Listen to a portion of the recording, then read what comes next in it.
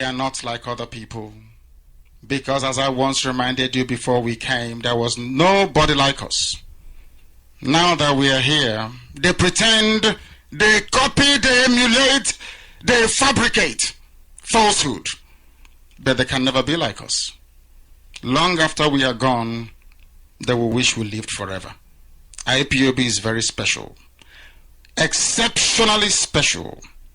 The largest mass movement in the whole world bar none. And we did it because Chukwokika Biama is with us. We did it because Chukwokika Biama created IPOB himself. And we are here to pilot its affairs. We will not prevaricate. We will not stop. We will not slumber until Biafra is fully restored to its former glory. Anybody in doubt as to our resilience and our determination to restore Biafra is not only mistaken, not only misguided, but needs to see a psychiatrist. Because we are not stopping. I am NNAMDI'S and I don't stop until I get what I want. This is Radio Biafra USA 2. That's what it is. A University of Wisdom and Understanding. You have to listen here. What we disseminate here is the truth, nothing but the truth. We tell the world the way it is, whether you like to believe us or not. We make references. Go to encyclopedias, read your books. You will know exactly what is going on. We are here to actualize our freedom. Our freedom is what we are going to get, whether they like it or not. This morning I came into something written by James Limsday, I think it's a Frenchman, view about Biafra. You know, he has written a book, and I think he's made some videos also.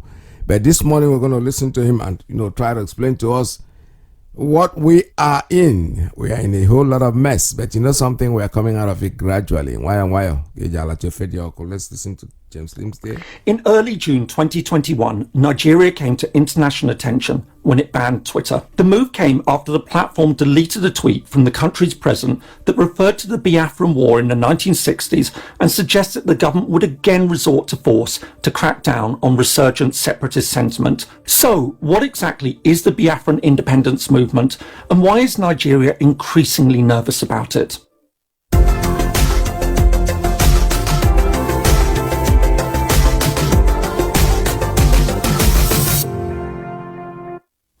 Hello and welcome. If you're new to the channel, my name is James Lindsay, and here I take an informed look at international relations, conflict, and the origins of countries. What happens when an attempted secession is defeated? In some cases, the territory is reincorporated and the country forges a new path with little or no further talk of separatism. However, in some instances, while the effort to break away is quashed, resentment may linger and the campaign eventually resurfaces, perhaps even several decades later. One of the most interesting and potentially important examples of a resurgent secessionist movement is the Biafran independence campaign in southeast Nigeria. In the late 1960s, the country fought one of the bloodiest civil wars in modern history to quell the self-proclaimed Republic of Biafra. Over the course of 2.5 years, millions of lives were lost before the breakaway territory was defeated and reincorporated into the Federation. And yet, over 50 years on from those events, pro-independence sentiment is again rising and increasingly poses a risk of a return to serious conflict. So, what's behind the current Biafran independence movement, and just how much of a challenge does it really pose? Nigeria lies in West Africa. With around 200 million inhabitants, it's the continent's most populous country. While it includes numerous ethnic groups, the most significant are the predominantly Muslim Hausa and Fulani in the north, the Christian and Muslim Yoruba in the southwest, and the predominantly Christian Igbo based in the southeast. I've covered much of the background to Biafra and the Biafran War in another video, and so I won't go into a lot of detail about it here. I put a link above and in the description below. However, by way of introduction, the story starts with British colonisation in the 19th century. Initially divided into two distinct colonies, the Muslim-dominated Northern Nigerian Protectorate and the predominantly Christian Southern Nigerian Protectorate, the two were merged in 1914. In 1954, the country was formally constituted as a federation made up of 3 regions roughly aligned with the main ethnic groups. The Hausa and Fulani dominated northern region, the Yoruba dominated western region, and the Igbo dominated eastern region. 4 years later, in 1960, Nigeria officially became independent.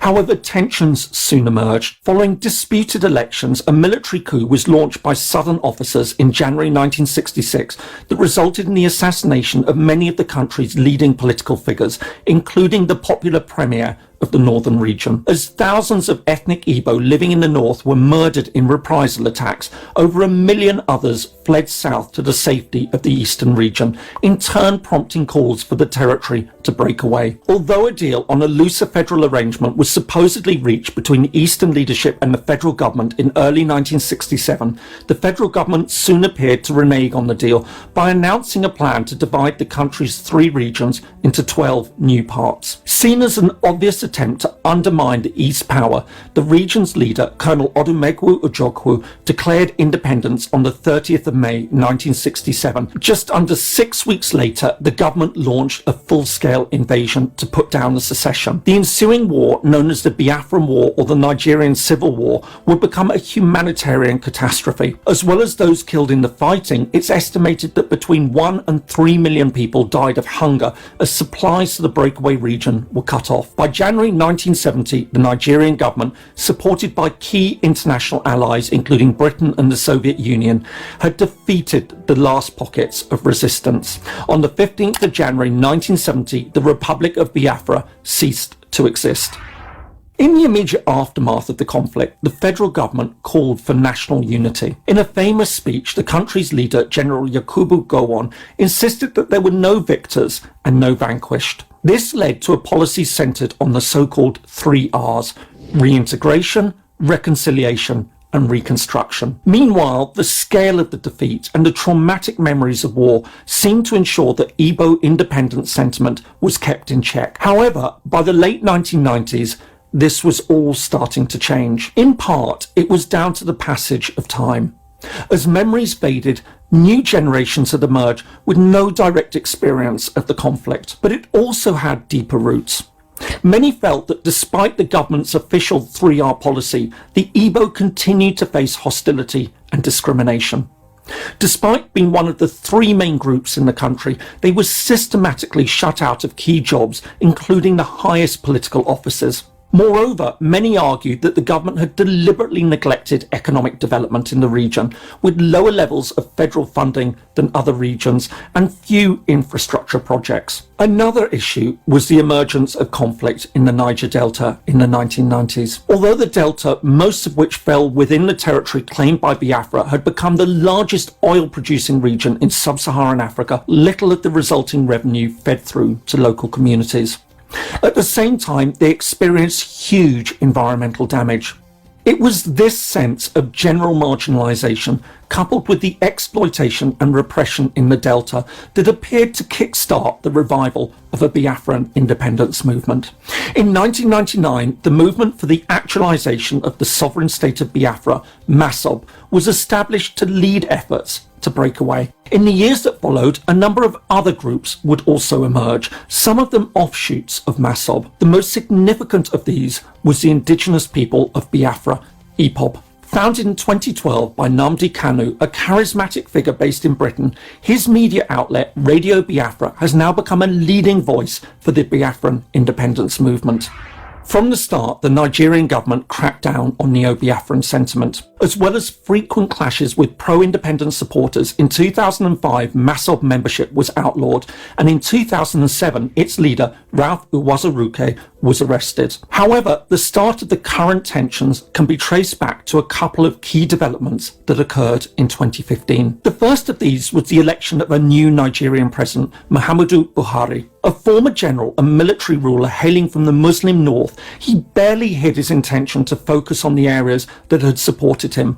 And he also made it clear that he would come down hard on the country's growing number of insurgencies and separatist movements, including pro-Biafran organisations. The second key factor was the arrest of the Ipob leader, Nnamdi Kanu during a trip to Nigeria in October 2015. Facing charges of sedition and treason, which carries a death penalty in Nigeria, his supporters took to the streets in a series of protests. These eventually erupted into violence and harsh repression by government forces, including what Amnesty International termed the deliberate use of deadly force. Although Kanu was eventually released on bail in April 2017 and has left Nigeria, this all strengthened Ipob's standing. Later that year, it was officially designated a terrorist organisation by the Nigerian government, although Kanu insisted that it was dedicated to using peaceful means to secure its primary goal of a referendum on Biafran independence. Since then, tensions in the southeast have been driven by yet another crisis,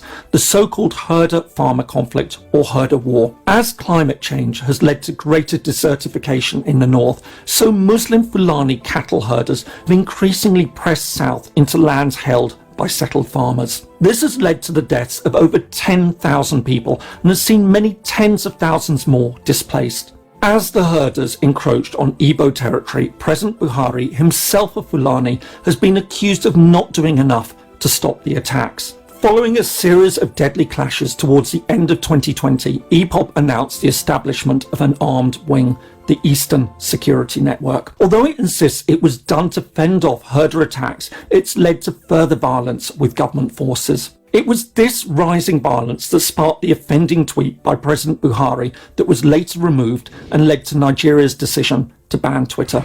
So where does the independence movement now stand? Quite apart from the fierce opposition it faces from the federal government, it also appears to face a number of internal challenges. As is so often the case with independence movements, opinion is divided within the Igbo community. Aside from the apparent differences of approach between Masob and the now more dominant Ipob, there are other divisions at play. Most notably, while the independence movement seemingly enjoys growing support amongst disaffected youth, the Igbo establishment, especially older members who still remember the war, seem to be far more cautious about, if not wholly opposed to independence and the secessionist movements. Then there are also practical issues. It's unclear what the boundaries of a Biafran state would be. While some supporters call for the inclusion of all areas claimed by the Biafran state in the 1960s, others want to focus on a core group of Igbo-dominated states in the southeast. This is important as independence is opposed by many non-Igbo who would want to remain a part of Nigeria. However, focusing solely on these smaller areas would leave any Biafran state as a landlocked enclave within Nigeria. It would also leave out most of the key oil-producing areas. But in many ways, this is a debate for a later stage. At the moment, there seems to be little immediate likelihood that the government will bow to demands for a referendum on independence, let alone permit secession. Instead, and facing growing separatist challenges elsewhere in the country, it seems determined to continue its efforts to crack down on Biafran independence sentiment. Meanwhile, there are also growing fears that Ipob's new militancy could lead to an increasingly violent new phase in the independence campaign. The end of a secessionist conflict does not always mean the end of a secessionist movement. The radio station with more. You're listening to the radio station. You're listening to this is Radio Biafra. Welcome to another edition of live broadcast from New York City under the auspices of our mother station, Radio Biafra London. That was a great analysis of our story. Our story is being told. This is being told by a Frenchman. Let's see his name again. I think I even shut it off too quickly, so I thought it was almost ended. But this is very good history. This is Radio Biafra where we learn every day. That's why I keep telling you. Our leader just finished, and then this one. You know, it's interesting to note that whatever they do, our leader had told us from the beginning, they will kill us, we will kill them. In the end, Biafra will come. They have no choice.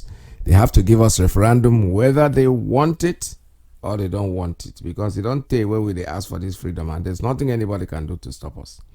We are not going to be stopped today, tomorrow, any day. Because that's the way we are. If a child says, my mother is not going to sleep, I'm going to cry all night, okay, no problem. As long as you're crying, you're awake. Mama too will be awake. So we are calling on whoever is concerned that we are asking for referendum. We have not changed from that. We have not changed, and we are not going to change. We're not going to relent. We are stubborn. We are IPOB. Our leader has taught us how to be consistent, and that's exactly what we are doing. That's in Agwara. We are, when the people say we are very abusive, we are very insultive, well, whatever you might want to call it, that's your own thing. What we know is that we have a leader, and we are following our leader. Whatever he does, if I'm not saying me, I find him, it does not really matter what you think. If you think we are insultive, okay, fine. If you think we are good boys or good human beings, fine. Whatever you call us, anything our leader says we should do, that's what we are going to do, and that's what we do.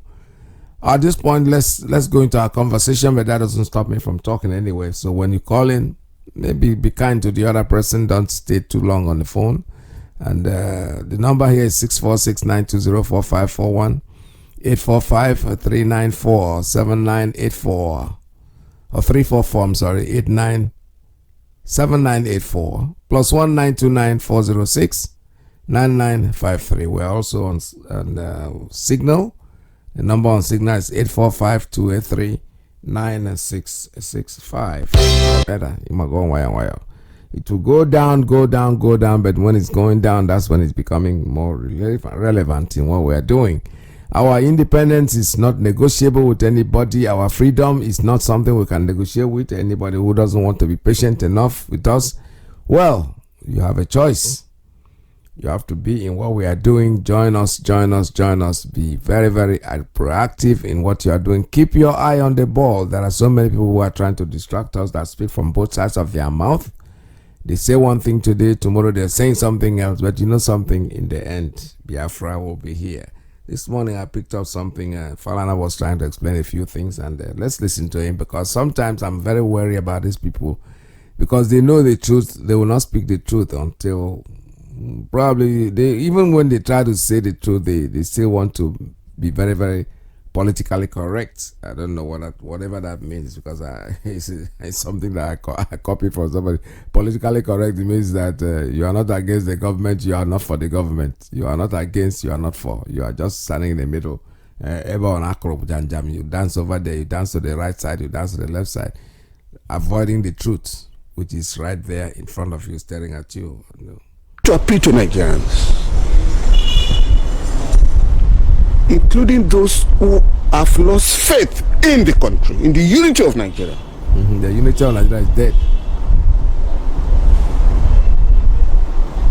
To promote debates, and to challenge anti-democratic forces that make it impossible for people to express themselves, that make it impossible for people to enjoy their freedom of movement, even freedom to remain alive. Those who give shit on sight orders, those who engage in extrajudicial killing of our people, those who say that you cannot have access to Twitter. A government that says that Nigerians cannot move freely in the country. And a government that has made it impossible for people to sleep with their eyes closed all over the country. For me, such a government has to be fought to stand still. Otherwise, even if you break it up, the members of the ruling class, visionless members of the ruling class, will become the new overlords. No lie, I don't agree with in the mini republics. But what did the ruling class do? And I'm talking of the ruling class constituted by all members of the different ethnic groups and religious persuasions, is to ensure that the provisions of chapter 2 are not justiciable, they are not realizable. So for the majority of our people, the masses of our people, our duty is to mobilize them, to organize them, to shake off poverty, to demand for their rights under chapter 2 of the Constitution, and to make those rights justiciable.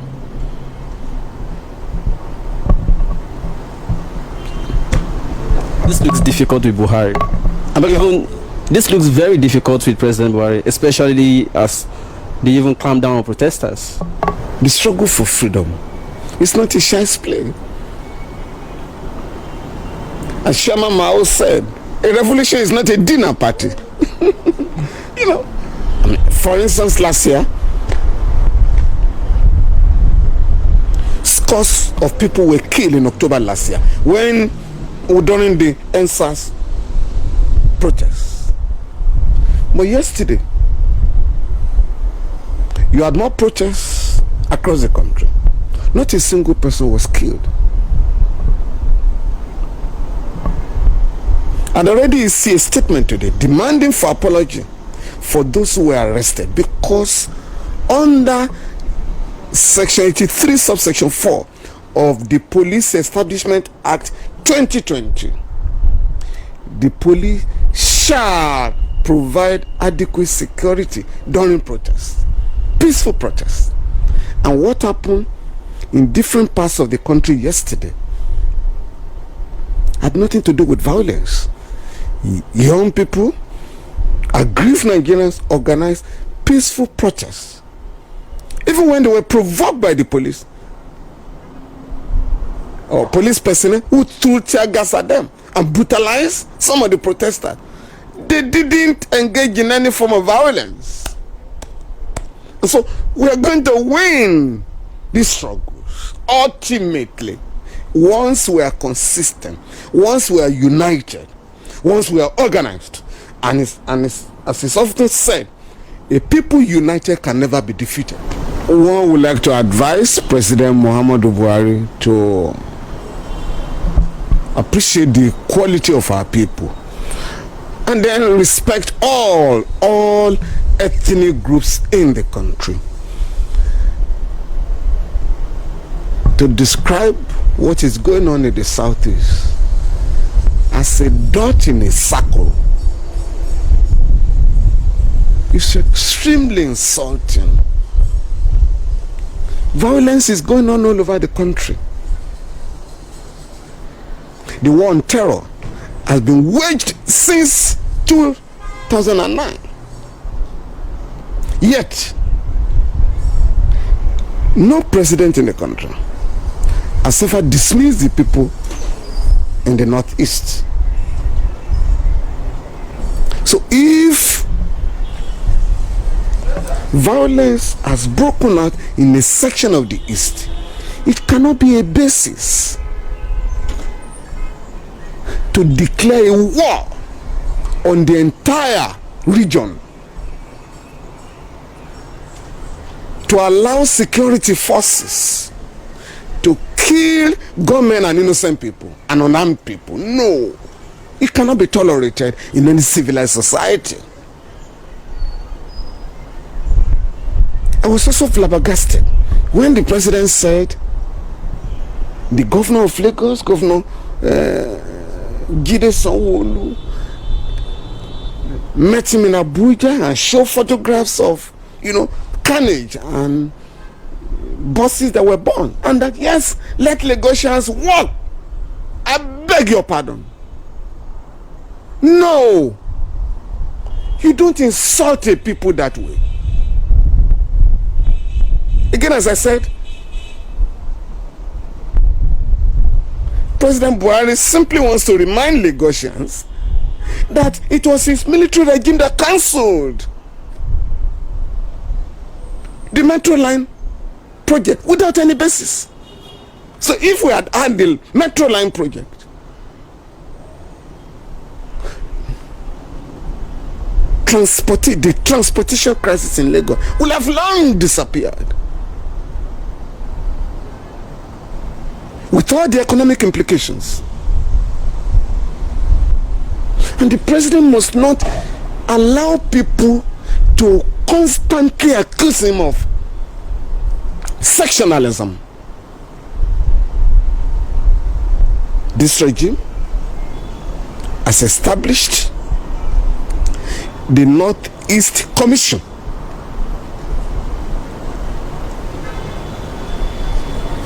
You have the Niger Delta Development Commission, just like you have the Northeast Development Commission.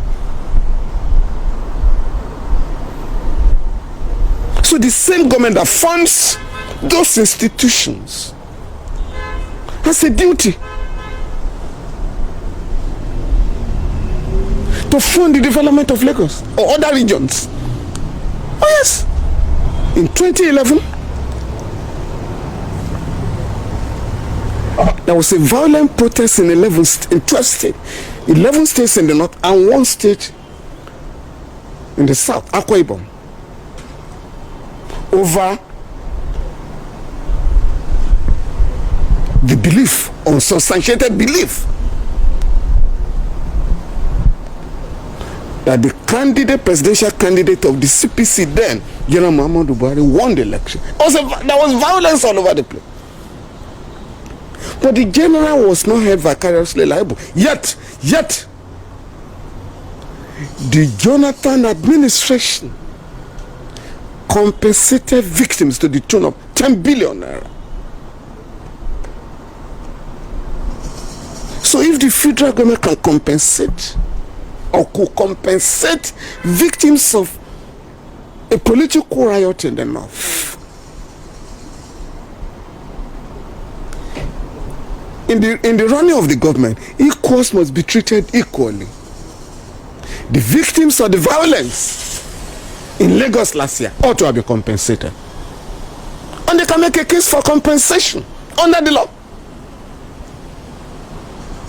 because it is the duty of the government to prevent rioters from causing damage in Lagos and other parts of the country. So if you fail as a government in preventing riots or destruction of property during riots, you have to compensate victims. That's the law in Nigeria. I'm going to appeal to the president, to learn to treat the people of Nigeria equally and operate the government, ensure that the government is operated under the rule of law. All right, that was a good one, and your dead president before he died anyway was deaf, and he's still deaf. He's even deafer now because he's in the grave. He's dead. Anybody that calling Buhari is not Buhari. People are just making this up, to play along with time. They're hoping on 2023. We can play along this game, and as we are playing along, time is going. That's what they are hoping on. Buhari is dead. There's nobody called Buhari. Nigeria has no president. That's what the way the things are going now. No matter what anybody says, you can fool yourself, but there are people that you can never, ever allow themselves to be fooled. The option that we have given you is referendum, and that's what we're asking for, and there is nothing anybody can do to change that. We need a referendum to determine where we are, who wants to go with us and who wants to stay back. Something this morning that I saw, somebody was trying to show the American flag. I think it was a comedian, said something about American flag and how many people that started United States and how many there are today. So the truth is that when we establish Biafra, before Biafra starts, there's going to be a referendum, and whoever says he doesn't want to be there, so be it. You don't have to be. You don't come back later and want to be there. No, when we establish, we're established, and that is the thing. That's the way it is. The referendum for us is the ultimate. Is what is done by any civilized nation.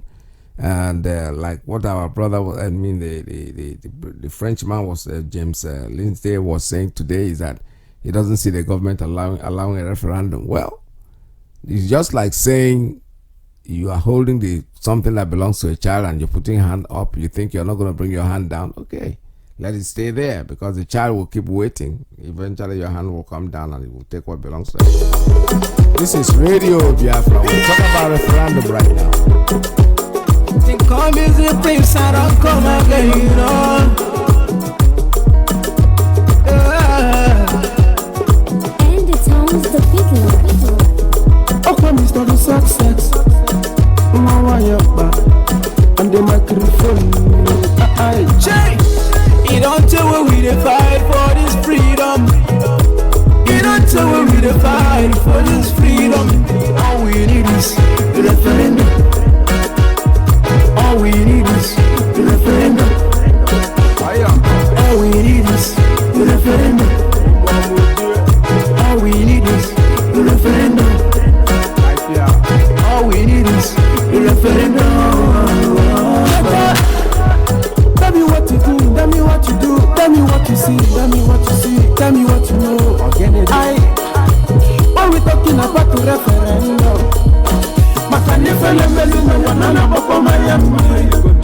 oh you see, I have to go for long. We never become a slave for long. Back in the days, we know what's up. But because of who the photos to come out. I remember when my father they tell me about the war.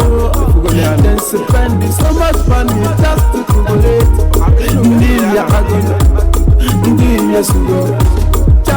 Success in one way, typically go man. You don't tell where we dey fight for this freedom. You don't tell where we dey fight for this freedom.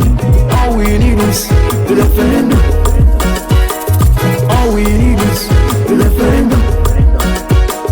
All we need is the referendum. All we need is the referendum. All we need is the referendum.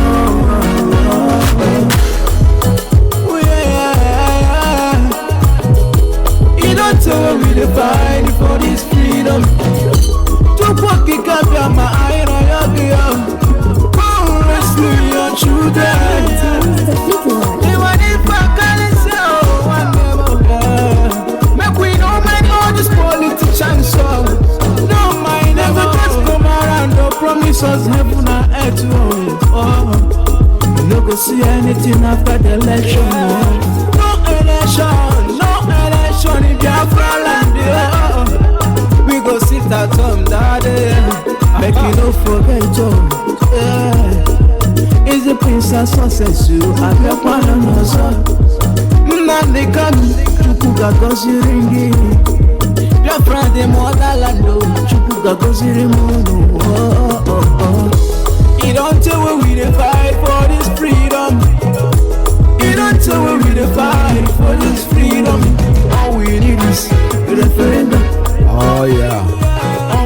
That's all we're asking for. Referendum, we must get it, whether they like it or they don't like it. They can try all they want to stop us, but you know something, we're not going to give up. We are consistently stubborn, and when we say something, our leader has said it over and over and over. In the end, Biafra will come, whether they like it or they don't like it. Okay, this time, let's see what I have here. I have a call coming in on straight line. Let me take this one. Caller, good morning. Tell us your name and where you're calling from. Good morning from here. Yes, Uncle. Good morning, sir. This is Sonia Muchechuku. Sir, I don't have much credit to talk, but I have to go straight to the point. Yes. Good afternoon, good morning, good evening, all Biafrans. Please, sir, this presenter, the last presenter, second to the last presenter, is he really a white collar person or a black collar person? Which one? The Lindsay? The man he said it's from France. Oh, it's white. Yes. Yeah, the man he said it's from France. It's white. Yes. And I think conspicuously he has made a very good remark on behalf of us. And at the same time, I think he's very, very discretive in his choice of dictionaries, because in the introduction of his what his article, I think he said something. He brought in the north the Hausa and the Fulani. But at the ending part of it, he put them apart and used the word Hausa, Yoruba, and Biafra. I don't know if he had that understanding behind it, because this man just did what I expected people to begin to understand. He's trying to let the whole world understand that there is no presence of Fulani, even in the time of amalgamation of Nigeria. Yes. That they are just a migrant, or should I say visitors, down here. Keep that one apart. The last presenter of your little record display, maybe the Hausa Janjaweed person, I think he was trying to be politically right, like you said, because I saw him talking about the police abnormality when it comes to people demonstrating in the right of peaceful demonstration. And at the end of the day, he goes contrary and was like trying to put some other things, what to win the heart of the food, the animals here. Because, anytime they see that the oppositioner is weak, they look out for a little way of taking a righteous way, a justified way of capturing the heart of the citizens. Yes. And this is what he just played out here. I think this guy is aspiring for the next election position, either of the both political parties in Nigeria. No, I think that was the son. That was son Falana. Falana was the one that was doing the thing that he was trying to explain. Okay. Yes. Yeah, because one thing I understand is that each time they want to deceive the gullible, they come in with the image of the angel. Yeah. And each time they want to rubbish you, because if you give this a chance, when they come in again in the next dispensation, I think they will even make the right of protesting on the streets restricted. Now, they might tend to tell you that table it in the roundtable discussion, they will reply you later, maybe from email and all that. And you will not see people coming out. And that is the end of it. These guys are smart. I've studied them from this platform. We should not give them chance. I don't have much time, sir. I love you guys. You're the best. Thank you so much. Thank you so much. All right. God bless you, my brother. All right. Thank you very much. Like I said before, I've said it over and over about these people. They are always trying to be politically correct. They're speaking on two sides of their mouth. Sometimes it's hard for me to really understand them, because these are intelligent people. When you watch the way they talk, they start with the truth. Then at a point, something will shock them and say, hey, be careful. Then they will deviate again to something else. They see, talking about conference, having a round table and talking on a round table, they have been doing it for years. What have they achieved? Nothing. They have not achieved anything, and that is the only way. The only way out is give us the referendum we want, or we're not going to give up. We have our eyes on the ball. We are going to get there regardless of how long it takes. You either kill all of us or you give us Biafra. That's all leaders have said, and that's the standard we are in. We are still here, and don't forget, please, to sponsor and to support our ESN. We're still raising sponsorship for them. Make sure that you go to our website, www.ipobinusa.com/donate, and make your contribution, whatever you can afford. That would be very, very welcome. I have a call coming in on Principal Officer's line. Good morning. Tell us your name and where you're calling from. Hello, Dr. Ice Peters. Welcome to the program, sir. Good morning. Welcome to the program. Good morning, sir. This is Richard School from Spain. Yeah, I'm just tuning in now, but I think I heard that we are talking about the issue of referendum. Yes. Good, sir. Yeah, well, I just want to contribute a little to it. What I want to say is this. It's my own opinion. I'm thinking that because if they say let us call for a referendum, and they are going to ask people where do you want to go, Biafra or the zoo, So, but if there's, I'm thinking that if there should be a document that is we're going to have before actually the referendum, like if we're going to circulate a document of what is going to be like the constitution of Biafra, so that the people the nationalities that are involved will at least have an idea of what they are going to, accept. Is going to help. I think saying that I want to be a Biafra, I think is not going to be enough. That if you are going to say this is what the constitution of Biafra looks like, and I know it, and I have read it, I've seen the document, I have read it, so I will believe it. I want to accept it, and I still want to add to it by saying that if such a document should arise, let it incorporate what Ojukwu went to agree on Aburi. What Ojukwu said in Aburi that is very significant that we all neglect is that he said we have to decentralize the security architecture. That means you cannot have a military commander in Enugu that is not an Igbo, or the one is in Bayelsa that is not from Bayelsa. So this is how they have it in the United Kingdom. So that means it is going to be a confederation. If you have a confederation constitution in this Biafra, then the people, they are going to know, every citizen is going to know actually what they are going to vote for is going to help them. And we still have to put a rotation of power. If these two elements is included in the document, that we are going to know as our own document, that's my rotation of power and decentralization of the security architecture, is going to entice every other person, even if people that is not in the Biafra enclave, they can even want to come into this particular agreement where, they will have rotation of power and they have security architecture decentralized, exactly what Ojukwu asked for. So I think it's going to help people to actually understand where the agreement they want to sign into. They are voting, the meaning of what they are going to vote for. Okay. And this, I think, is Go ahead, just round it up. Yeah. Okay, yeah. So I'm thinking it's very enticing for any set of people to present, a document that is very enticing to people.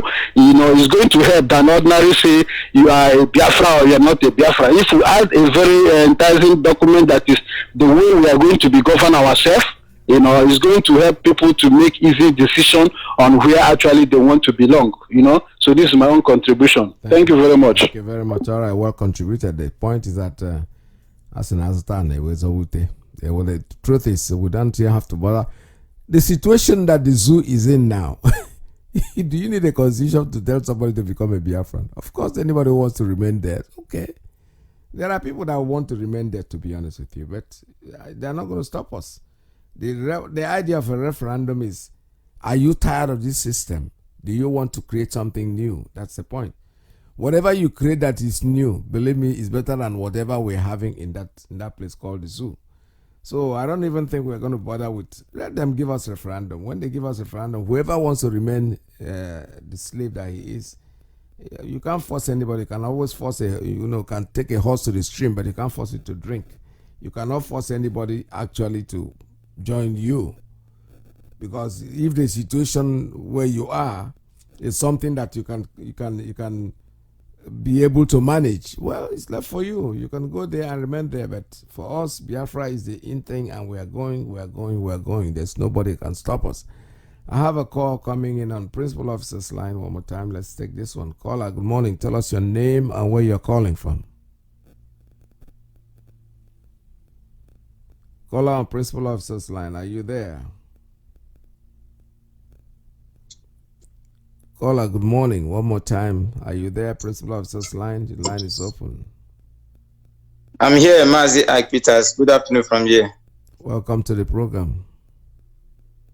Thank you very much, Mazi. My name is Desmond, and I'm calling you from Italy, Mazi. As I want to appreciate you for your good work, and also appreciate our leader, Mazi Kanu, and our callers, and also our listeners, and Biafrans worldwide, and IPOB family members. Gradually, we are getting there. Mazi, please let me, in your honor, give her the number to support ESN, because at the stage we are right now, our people must understand that what we need now is to take Biafra. We've done a lot of talking, a lot of orientations. We have to keep them going, but then we also have to keep acting. So in the action stage now is the stage of taking Biafra. And to do that, we have to support ESN for the security of our land. Our people, our mothers at home have to be able to go to farm. Our people also have to be able to live free. So we are calling on Biafrans in Italy because these numbers are from the IPOB national body in Italy, signed by the IPOB national coordinator. And we are calling on all Biafrans in Italy to please join us and support ESN. We are not forcing anybody, but we are telling you that this is a duty that we must perform, you know. So if you're a Biafran and you're in Italy or a group that is affiliated to Biafran or our well-wishers, please call this number and support ESN. +39, as long as you're in Italy, please. +39 35100 46055. I repeat, +39 35100 46055. This number is for the IPOB national coordinator in Italy. The second number is +39 3512 551274. I repeat, +39 3512 551274. This number is for the IPOB national PRO in Italy. Please, any of the number you call, you'll be directed on how to support ESN. Mazi, you said everything. Referendum is the way for the people to speak on what they want and where they want to belong. It's very, very simple. The point is that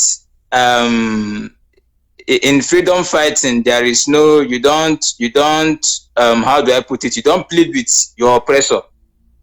If not so, you cannot get your freedom. So they should either do the right thing, put a date for referendum, or we'll take our freedom. I mean, our people are dying. They are killing our people. They come out, and let me say something, Mazi. You see, the governors of the Southeast, these people are demons in human clothing. You know, those people, they have spearheaded also the killing of our people in quantum, in thousands, you know. So everything that they have done, all their crime, they must face the consequences in Biafra or even before then, but they must face the consequences, you know. And our people also must learn how to be security conscious because of the ongoing second genocide in our land. Our people must put heads together, defend your communities, defend your villages against Fulani invaders, against their herdsmen, against the soldiers, against the terrorist soldiers, against the police, against the DSS. You know, because these people, they are there just for one mission, to kill our people. That is all they are there to do. And our people must understand this and do everything possible to defend themselves. Referendum, either it comes or it doesn't come, well, we'll take our freedom. We've died too many for this. Thank you very much, Mazi, and God bless you for your good work. All right, thank you so much. Have a call coming in on principal officer name, straight line. Let me take this one. Call on straight line, please. Tell us your name and where you're calling from. Good afternoon, sir. Mazi, good afternoon, sir. Welcome to the program. Thank you so much. Good afternoon, fellow Biafrans, friends of Biafrans and lovers of freedom. The blessing of our Heavenly Father, continue to keep us moving forward for this good work that every one of us are doing. My name is Sugo, and I am calling from my location, Mazi. I just want to support this our brother that just called now. He mentioned something that make me to call. You see, Southeast governors, Mazi, these people are evil people.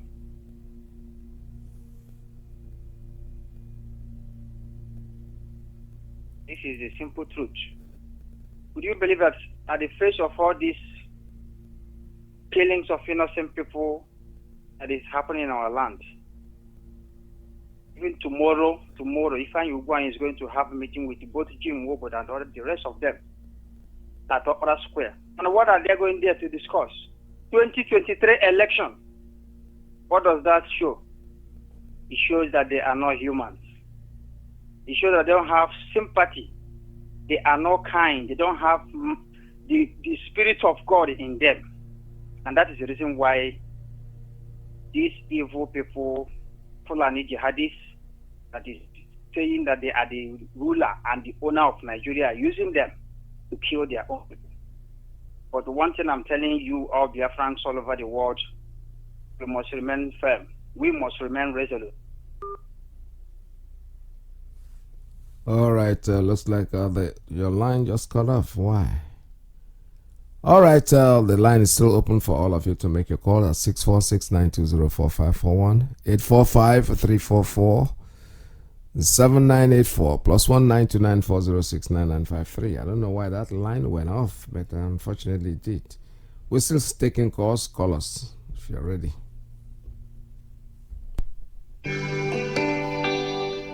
Oh, nana, land of the rising sun, John Lavine, my originality. Land of the rising sun, Biafra, land of the rising sun, Biafra, my home, my fatherland.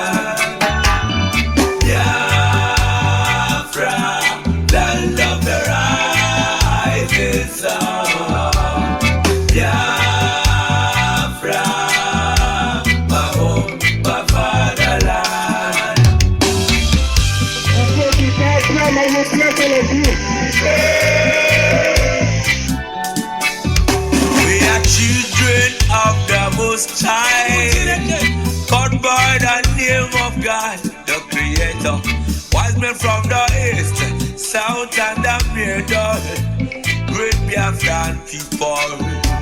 We're taking it to idol worship and we lost the face of our God. All right, I think I have a call coming in on WhatsApp on private line. Tell us your name and where you're calling from. Good morning from here.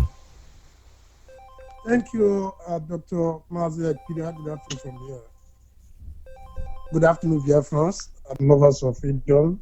As Jack on the line, I just want to add my voice this afternoon from here. First of all, I want to add to what our brother said regarding Aburi Accord. Our brother, the issue of Aburi Accord have been addressed. The system of government Biafra is going to practice have been published, not just today. It has been there online. If you go online, you will read it. It has been published. The system of government from prime minister to the least person, how every nation, they are going to be represented by their own people. So everything has been explained. The document is voluminous and he spit out every damn thing we're going to do. So it could serve some of you well to just go and read this thing up, so that we don't end up repeating it, which as if we are not prepared for those one.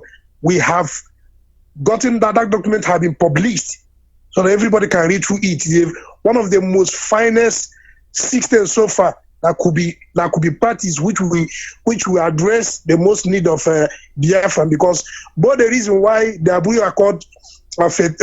Accord was called or heard have been addressed in that document.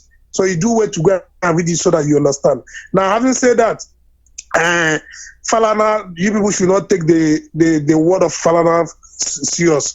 Falana and his cohorts and his likes, they speak from the both sides of their mouths. Right. They are neither here nor there.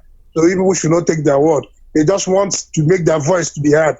So that is why they are just talking, so that they will be made relevant politically. So, and coming to the issue of politicians in Biafra land, my brothers and sisters, they are not dictating for us.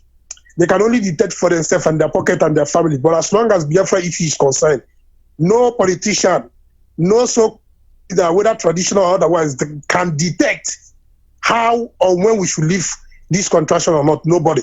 It's the indigenous people who have decided. And because we have decided, the referendum we are calling, we are just making the world to understand that we are civilized people. Yes, we are not violent people. That is why we are calling for a referendum. When we take Biafra when they refuse to conduct a referendum, they cannot stop us. They have been killing our people. we have taken time to make sure we establish these facts that the whole world over see what they are doing, the genocide going on in our land. Not that we are fighting anybody, but we are saying we want to be on our own.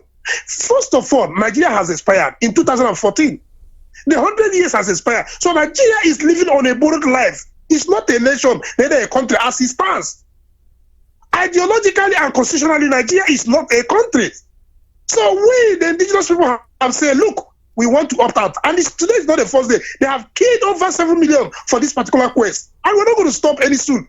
So the ideal thing for them is for them to just let Biafra go. Because if not, this was how exactly God was warning Pharaoh to let his people go. Pharaoh never listened.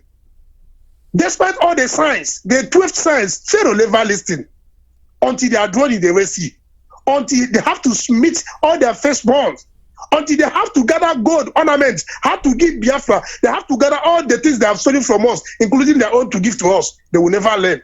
They will draw in that Red Sea. Go and make it somewhere.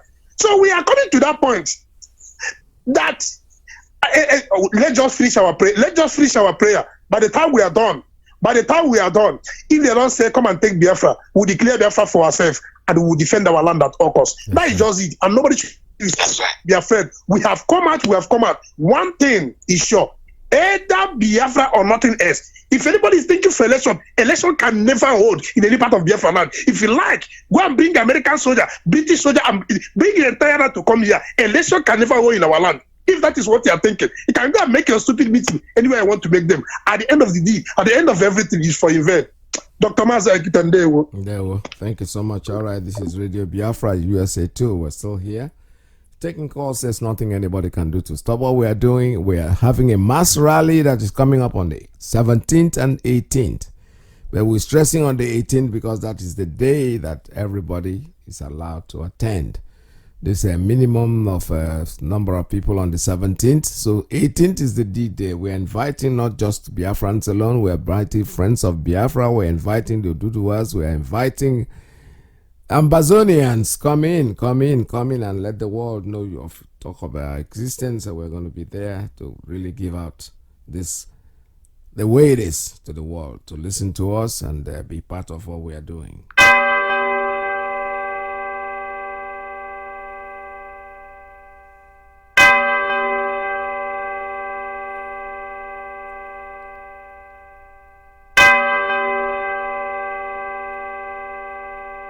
Announcement. The IPOB women in USA, Biafrans, friends of Biafra, and lovers of freedom are rolling out a national protest to Washington, D.C. in United States of America on the 17th and 18th day of June 2021. To bring awareness of the USA government and lawmakers the following atrocities being meted out to the Biafrans at home by Nigerian government. The raping and continuous killing of Biafrans by the Nigerian security forces. Continuous abduction of Biafran youths for organ harvesting and sale to China and Europe. For more info, contact the following: Mrs. Bridget Okafor, IPOB Women Leader USA, 215-715-7709. Father Augustine Odemegwa, 917-306-9786. Mrs. Christiana Chiazoduro, 443-983-7493. Mazi Maxwell Dede, 798-728-8326. Miss Beatrice Okezie, 347-517-7934. Father Ben Wanonenyi, 215-954-7181. Madam Adan Nayamu Degu, 713-385-2240. Mazi Ben Wankwo, 513-616-1412. The need to stop the overall genocide in Nigeria and the urgent need to grant referendum to the agitating ethnic groups in Nigeria, even if the outcome is possible disintegration of Nigeria. Wanda Rosemary Williams, 619-381-8579. Colonel John Obona, 443-413-5119. Mazi Joe Nduka, 904-716-7106. Lady Azuka Charles Wonko, 801-928-4629. Mazi Austin Wonko, Gallant Tech, 210-966-4393. Mazi Michael Mba, Original Edo, 832-687-5673. Ambassador Anthony Chima, Gallant Brother, 917-855-3503. All hail Biafra. Mazi Chikwado Ipama, 510-807-5440. Mazi Michael Abarakwe, aka New York AM, 646-236-5246. Mazi Oliver Obi, USA Eastern Regional Coordinator, 410-522-8810. Mazi Ndidi Anworom, USA Mountain Regional Coordinator, 313-587-3044. Mazi Ndubueze Ejasi, USA Central Regional Coordinator, 214-664-8119. Mazi Babachijoke Ndubisi, USA Pacific Regional Coordinator, 818-201-8884. Mazi I. Peters, IPOB Gallant Media Representative, +1 845-283-9665. Mazi Alozie, IPOB Gallant Media Representative, +1 484-767-0848. Mazi Simon Ewa, IPOB Gallant Media Representative, +1 358-451-884777. All hail Biafra.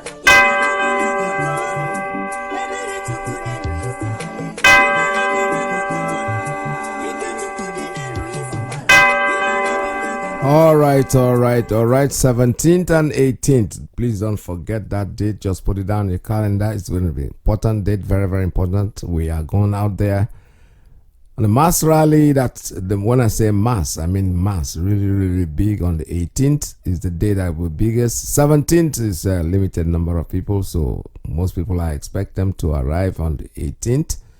We're inviting not just Biafrans alone, but we're inviting all Biafrans in diaspora. We're inviting the Duduwas, we're inviting the Ambazonians, and all freedom lovers, friends of Biafra. They all be in attendance.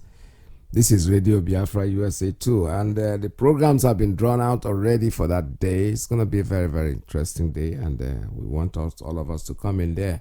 Be given the chance, the opportunity to talk to CNN will be there. Most of the major networks will be there. Come in there and air your view. Don't sit at the corner and want to comment after the event has finished without you being there, because that's what most people do. They rather pick up their information from the corner, and then in the corner of their mouth is what we call pan wine bar talk. Come into the real thing, come in there, stand there, speak your grammar. All the intellectuals and the intellectuals, they should all come there to Washington to be able to be part of what we are doing. This is Radio Biafra USA 2. We are still here taking calls at 646-920-4541. We choose freedom. We need peace, we choose freedom.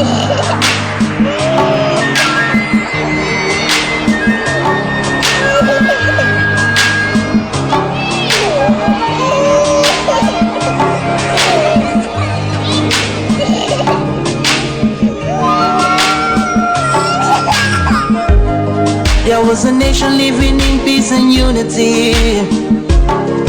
Yeah. They are people with love and harmony. Oh, yeah. They saw greatness rise up to its purity. With another people of different culture, Ideal heritage, bias and oppressive. Oh, I see. A nation from trigger of Africa, rising with strength and might and power. In due time, nobody gonna praise us. Rather, you all gonna embrace her. With a flag, with a flag, with a flag, with a flag. Oh yeah. Let the tears of our mothers who lost their children be heard. Let the blood of our heroes speak from now till forever. Let the whole wide world know Biafra is our home. Oh yeah, Biafra is our home. Oh, it's my home. Yeah, Biafra is our home. I reminisce way back 1967. Death toll and the blood couldn't count them even. Mama screaming, child squealing, pops on the ground. 2.5 years, over 3 million's gone. Why? Cause we asked for our freedom, and we're going back to our sovereign kingdom. They shut us down when we cried, the world said nothing. Sitting back in the crib, watching our suffering. Should I talk about the planes dropping shells like rain? Suka had the first taste of a hero's blood. Abaganazo Bunigwe was stronger than flood, but the juke is too strong and fought them off on the chart. Thought the bloodshed's gone, then it came again. 216 and the massacre, it started again. So bloody name, I couldn't cry tears. Blood dripping down my eyes, water in my vein. We died trying to fight the curse and we're trying to break him. It's our freedom, but the world was against us. Wave your flag over Africa. Welcome people of Biafra. Wave your flag over all the world. All right, let me take this call. Caller, good morning. Tell us your name and where you're calling from. Good morning, Mazi. Good morning. Welcome to the program. Thank you very much. My name is Chukwu Emmanuel. I'm a native of Isiago, Ebonyi State, Biafra land. I greet my leader, our leader Mazi Kanu, for a time like this. I want to start. One of our brothers called from Enugu complained about Jimmy Wobodo and Ugwani of Enugu State making plan of election. I was very, very annoyed for Igbo people. Honestly, I'm annoyed. Jimmy Wobodo, I hope you are still alive to stand by now and talking of election in Nigeria. You know what happened when 1999 election was held in Port Harcourt between Ekwueme and Obasanjo, PDP. And Ekwueme won Obasanjo in the east. They travel to Jos and concocted another election, which Jimmy Wobodo was against his brother Ekwueme. I hope Jimmy Wobodo, all of you who have accepted to use Igbo's name as a slave under the hand of Fulanis, it will not go well with you. You are governor in 1983 in Enugu. Jimmy Nwobodo, what do you do? Only to use cream and rub your face to be like a vulture, carrying ladies, students from school, making fool of yourself, and you are still alive today. Jimmy Nwobodo, it will not go well with you. All of you who have accepted to use this name Igbos to make caricature. What are you looking for, Nigeria, Jimmy Nwobodo? How many days are you going to wait before you die, Jimmy Nwobodo and your group? How many days, Jimmy Nwobodo, you will die, shamelessly die? You are talking of Nigeria. I wonder when our leader is talking about black people, I feel about it. Black people, mostly in Nigeria, are evil. This group of people are Satan. They don't want development to come into the youth. All this gang of criminals who are calling themselves leaders in Nigeria, Fulani are ready to give you any amount of money to make sure they complete the agenda. Thank you. That is Fulani for you. No. Until our people understand what is happening. Our leader have tried so much to educate people that place. But because of satanic people that is living in Nigeria, that is why some of them are still where they are. Like Wike. What you are trying to do, you want to destroy your people. Fulani will use you and Fulani will kill you. Thank you. Watch out. Fulani will kill you, Wike, after using you. Because you are nothing but a useless human being. What are you going to do with money? All of you who are struggling for money, where are you going with money? Are you going to hell with money, Wike? Nigeria. All of you who are clamoring for Nigeria, you will die shameless death. Thank you very much. Thank you, sir. Thank you very much. All right, this is Radio Biafra USA 2. We're still taking calls at 646-920-4541, 845-344-7984 plus 1-929-406-9953. Call us. The line is still open for you to make it. You don't know what it means. Most of us do not understand what it means to be a Biafran. You have not seen anything yet. I was kidnapped. I was beaten. I was spat at. My clothes were ripped from my body. Women urinated and poured it on me because of Biafra, so that they may humiliate me to such a point that I will not talk about Biafra anymore. They videoed me. Masop has a video of me where they were beating me, dragging me on the floor. All right, I have a call. Let me take a call before I continue with that one. Caller on WhatsApp. Tell us your name and where you're calling from. Good morning from here. Yeah, good morning, Mr. Akita. This is your brother Mazi Ujuduru calling from New Delhi in India. Yeah. Mazi, you are calling your number very fast. To pick your number is not easy, please. You call your number very easily, small, to unable to pick it. You call it very, very fast.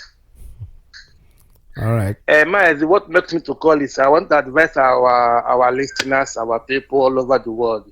We have known that Twitter, they have banned Twitter in Nigeria. So it is our time for our brothers in diaspora. If you are listening to this, my voice, if you are an IPOB number or a member or not, it is time for us to create a Twitter account to be bombing these people. If you create a new account, please go to Joe Biden followers and Obama and Putin, or add their members on your own. So that whenever you tweet anything, they will get it. You can go to United Nations, add them to their followers, add them there. Then whenever you tweet anything, they will get it. This is how we're going to do this thing. We cannot be keeping quiet, or as they ban Twitter from Nigeria, those in diaspora, we're going to be sleeping. Early morning, we have to go to our leader handle and share. We go to Amaka Gift, we go to Amaka Eku. We can also go to others, follow each other. And we see things are moving very fast. Tearing my clothes because I spoke the truth. Because, in 2007, when President Bush raised the issue of cleaning South Sudan and Sudan, United Nations, the world leaders, they agreed and they voted that any country that no need of going fight, that they will have the people to go on referendum. When the whole leaders are signing the documents, Nigeria government signed last. In that minute, they put their hand right there. And they are because of Biafra, that one day we are going. You see now, they know we are going. They want to put problem in Biafra. You can see, last month, they go to two banks, one at Onitsha. They shoot there, they put a Biafran flag there. They go one in Ebony, they shoot, they put Biafran flag there. That was the no-go market. You remember during the war, they go to Akwa Ibom, they wear Biafran clothes and care people there. They go everywhere. They even go everywhere and do something. This time around, nothing is working for them. Only they are bringing one idea now that somebody tell Buhari from South that they want to go. And one youth, those things is an idea. It is an fair idea. Let our people know follow their trap. This is a trap. They want to put us, Biafrans. We should not follow them. All we're going to do is everything we end in a referendum. We don't force anybody to go with Biafra. If Imo State fail to do referendums, they fail, they'll follow Nigeria. If Abia State fail, so also with the river, because some things we are talking on this radio, our people from home, they'll be crying. Even from South, even from Southeast, they'll be crying what we are saying, this one follow, this one not follow. This thing will end in ballot paper. And what we are waiting is a United Nations, not state referendum. We don't want a Nigeria referendum. Mas, Peter, in your family, in this, your children and grandchildren, if Nigeria government conduct an election between you and Fulani, they will win you there. So what we need is a United Nations referendum, and it's what we are doing. And the world are beginning to see what we are doing. World are listening. Many countries are seeing what is going on. So let our people focus on referendum. Don't bring any argument on this platform, this follow or that no follow. It's not good. Follow what we are saying, referendum is what we need. Oh, hey, Biafra. Oh, hey, Biafra. Thank you so much. All right, thank you very much. Like I said before, referendum is the solution to this problem, and whether they refuse it or they want it, whatever they want to do, that's their problem. But we are consistent on what we are asking for, and that thing we're asking for is referendum, and we're going to get it, whether they like it or not. Skip listening. Biafra anymore. They videoed me. Masop has a video of me where they were beating me, dragging me on the floor, tearing my clothes because I spoke the truth. That did not stop me from talking about Biafra. It did not stop me from taking Radio Biafra to Enugu. It did not stop me from broadcasting Radio Biafra from Nnewi. It did not stop me from broadcasting Radio Biafra from Onitsha, from Owerri, from Aba, from Port Harcourt. I am resolute. I don't retreat. Never. Nigeria has put me in detention before. Solitary confinement. It did not stop me from preaching Biafra. How about an imbecile? Some we are talking. How can that affect me? If those that kidnapped me and nearly killed me did not stop me from doing Biafra, how about an imbecile hiding somewhere? People must know who I am. I am destructively stubborn. You see, Biafra is going to come. You don't know what it means. Most of us do not understand what it means to be a Biafra. the one that just chased away from his palace now, as the governor of River State. Are you aware of that? No. All right, like I said before, the line is still open for you. Somebody said I called the number too fast. I've been calling this number for about 3 years or 4 years along the line. So even if you were writing one word number per announcement, you must have written all of them down one by one. The number is +1 646 920 4541. 1 646 920 4541. 845-344-7984 +1 929-406-9953. There's no other way I can say it except that I want you each day you listen to the broadcast to write down one of the numbers. If you write 6 today, tomorrow you wait to write 4 and 646. You can see that before the end of this century, you'll be able to write everything out. This is Radio Biafra. We're still taking on, just making fun of the whole thing. Call us. The line is still open for you anytime, anywhere. This is Radio Biafra. Call us.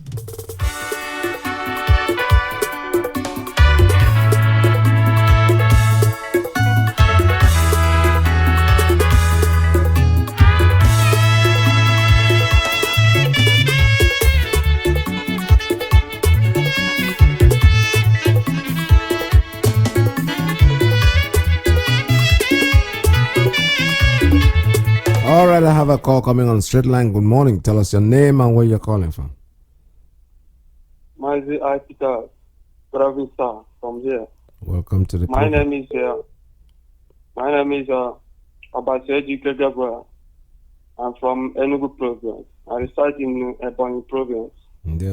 I thank you. I appreciate your work very well.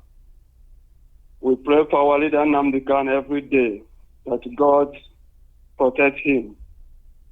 All the principal officers who are working seriously to make sure that we are free from construction called Nigeria.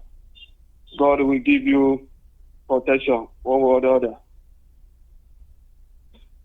My people, it's not every time we begin to talk about people who don't have any meaning to us.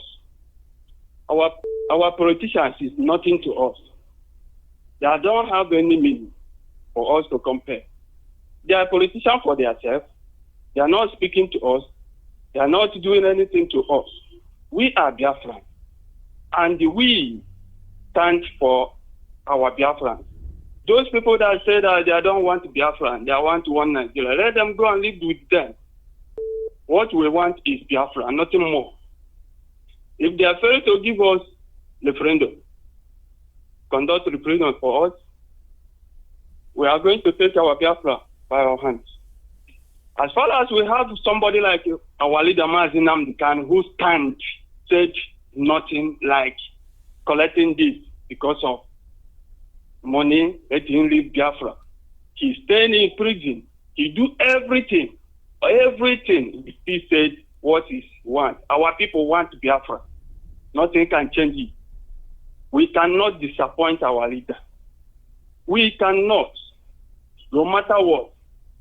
We said only Biafra we want. We don't need anybody. Politicians that is doing all they can. Look at some of people. Look them. No water. No running water. No steady light. You finish school. No job. Their bike, keke, buy Okada give you. You die on the road. Nobody will cater for you. But somebody come out and say, this is where you can get your own life free, moving like human beings all over the world. You said you want to one Nigeria. I did that. I thank our leader. I will continue play until the day after we wait the whole world. They have said, Nigeria said, they don't want to give us, grant a referendum for us. We take our Biafra by force. I will still saying this. All the Biafran from 15 years up, start training yourself. Training yourself one way or the other, wherever, how you can defend yourself in all angles, because we are going to do this thing man to man. As far as Nigeria refused to conduct referendum to us, we are to force them. And everything, we are begging them now. Since our leaders started begging them, until Oduduwa now is waking up. Now Middle Belt now is waking up. Now they are seeing that our leader is pure leader. He don't for them.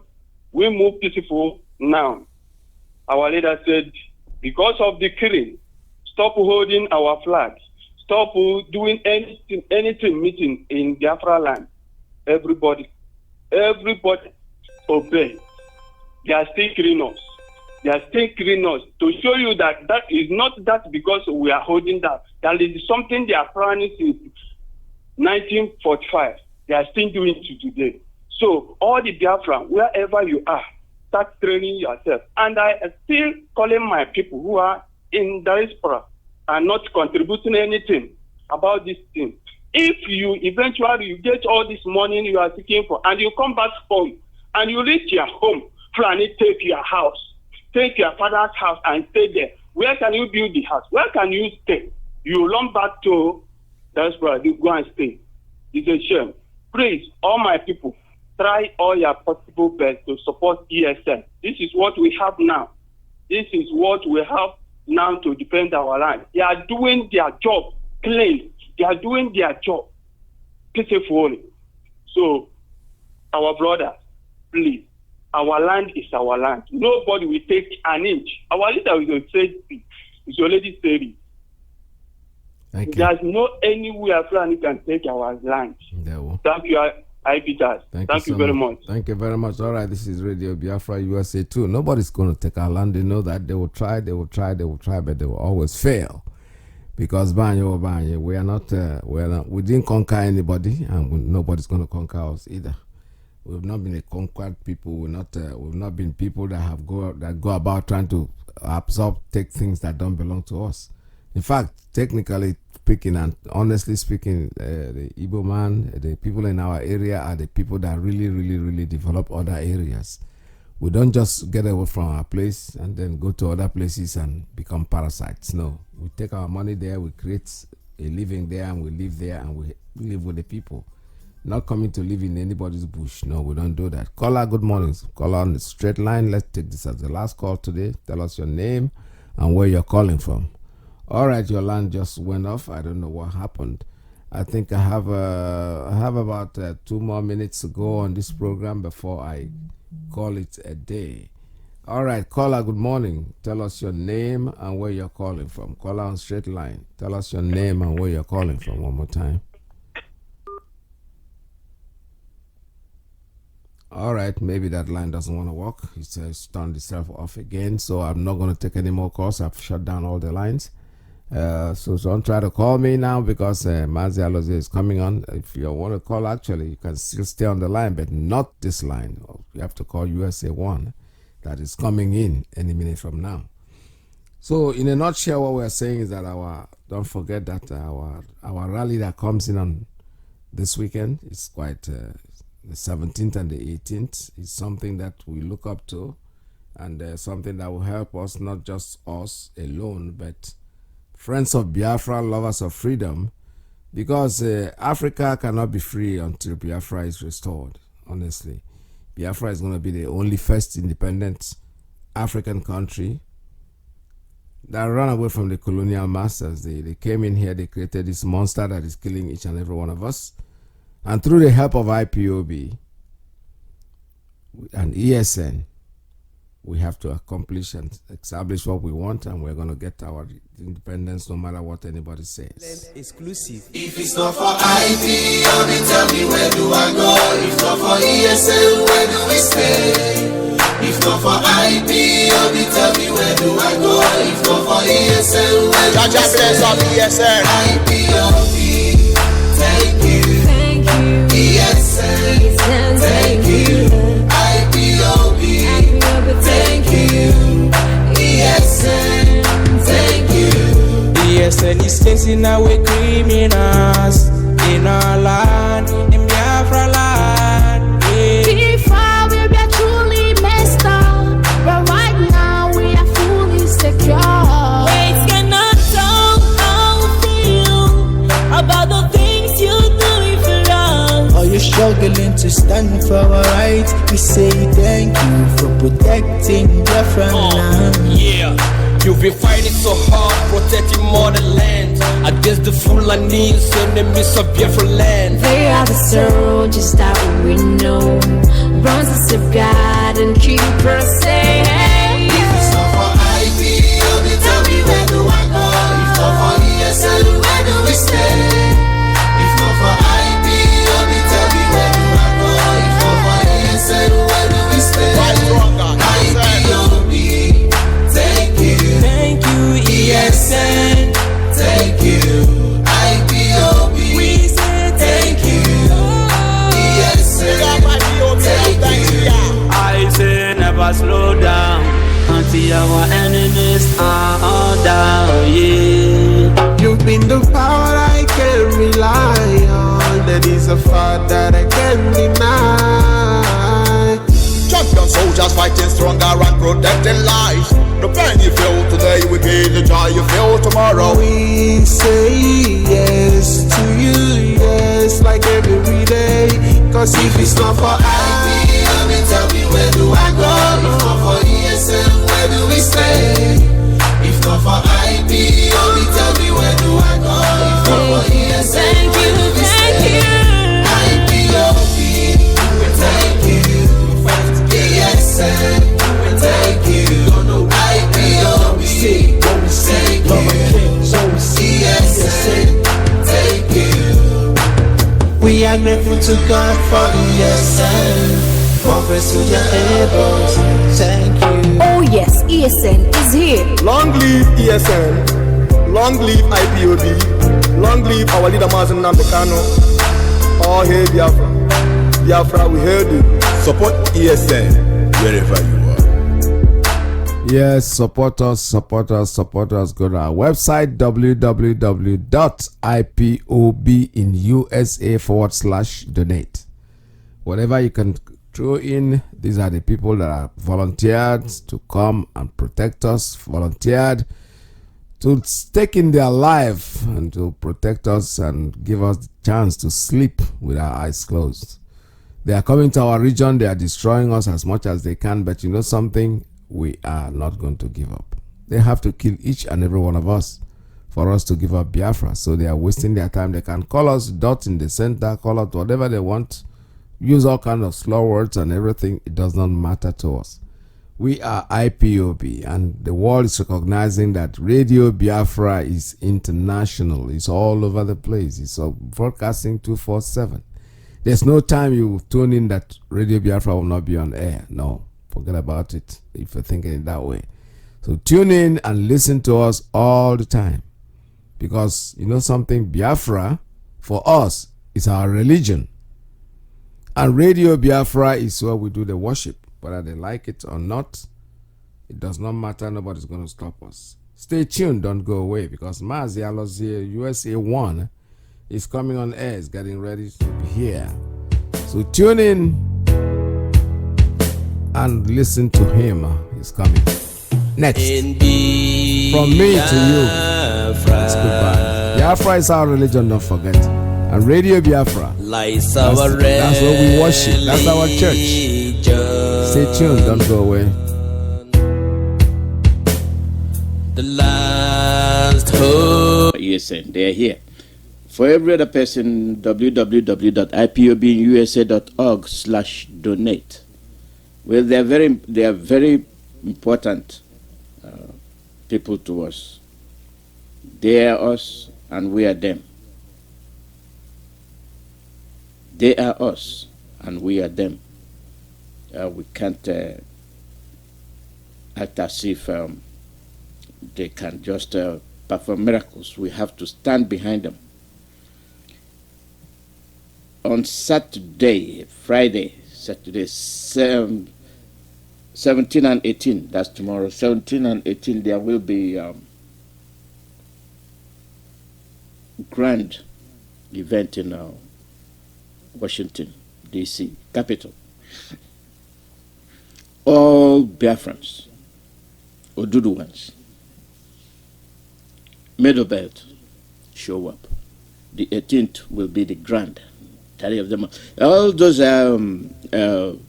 Biafrans, their men, the women have their uniform, the men should come out with their two-piece attire and ishiago, or whatever, things of that nature.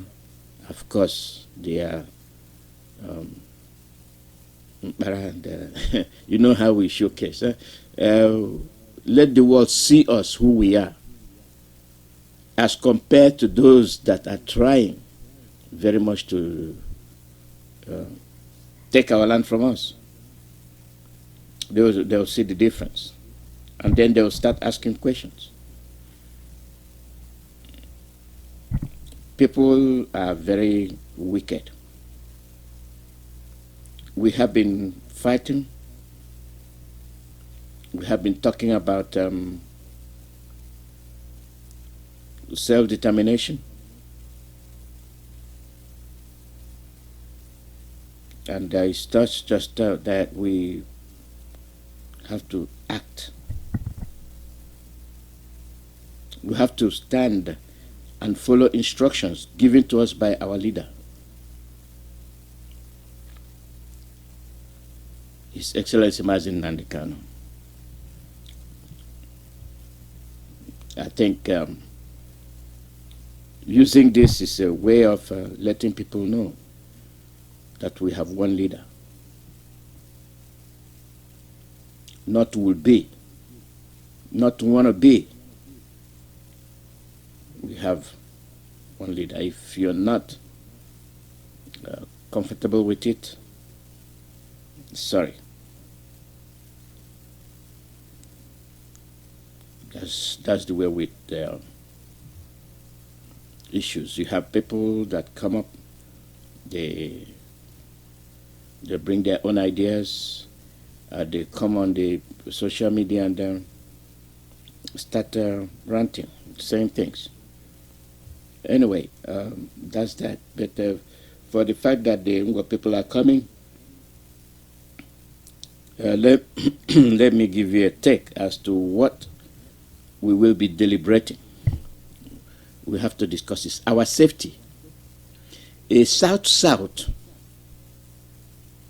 south-south, southeast, Niger Delta, Cross River, Akwa Ibom, Imo. These are useless divisions.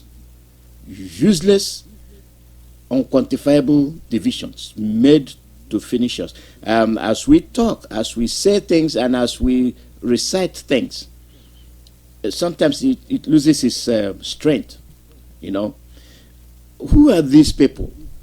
Who are this South-South? Who are this Southeast? Who are this Cross River? Who are this Akwa Ibom? Who are this Niger Delta? Who are this Anambra? Who are this? They are 1 and 10 pence. The same people. The same people. The same people. All of a sudden, we've started to see ourselves differently out of foolishness. But the same people dividing you and telling you are under federal law have no law guiding them. They are one in their own, and they're the same people, strong, determined to take over your land. And to do that, they will divide you. They will act like they are your friends. I think many of you are beginning to see it. Eastern region has never known any problem. We have worked fine, got along well, did everything together as one. No trouble. All of a sudden, we started to see others as different. Or if you're from Azumini, you're now enemy of Obibo people. If you're from Obibo, oh, now you're enemy of somebody from Ongwa.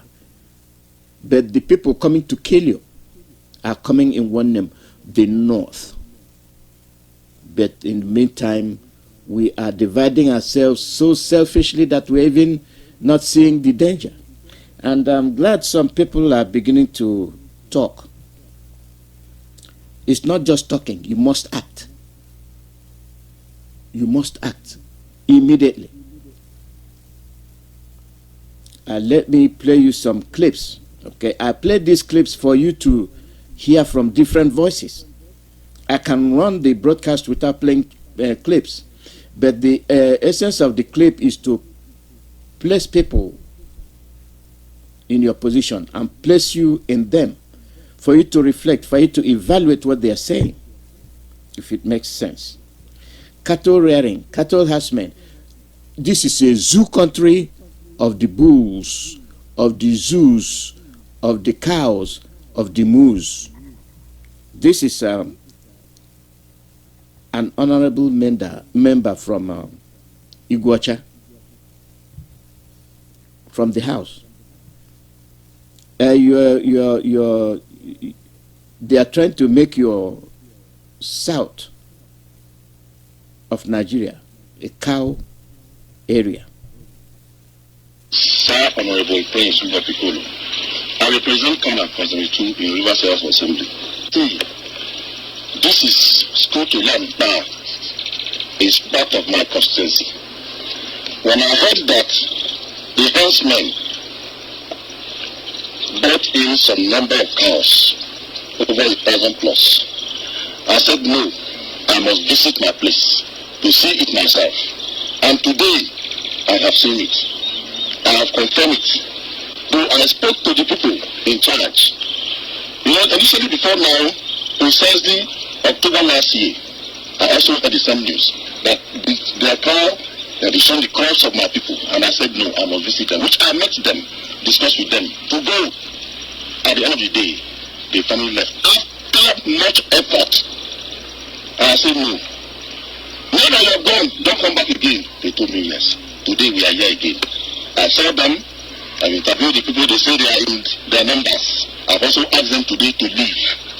And they have to leave. Because they are destroying the crops of my people. You can't use your own word to destroy my own word. It's unfair. It's uncalled for. And that's why I'm here today. Told them to leave immediately, but they said, tell the cows, they're sick. And I should give them some time, from now till maybe the next 4 or 5 days they will leave. That is what they told me. And I'll come back again to ensure they leave. If they don't leave, then anything can happen. If they don't leave, anything can happen. Go and ask Wike. Go and ask Wike who brought them. Go and ask Wike who continued to torpedo whatever efforts our leader is making to safeguard Iguacha. You see your enemies, the way they manifest themselves. Go to Imo, the same trouble. Agents of the Fulanis. We rather work with the Fulanis against their own flesh and blood, against their own sons and daughters, their children. And they will help and twist your mind and tell you that you're not even Igbo. So you're now Fulani. And now the Fulani have been given the confidence to come back. Do you see? Do you see how they deceive you? Wike has empowered these Fulanis to come back. And they are back with their cows in thousands. Did our leader not warn you? Did he not tell you? You are telling me you are rumu. Just to isolate yourself from your own flesh and blood.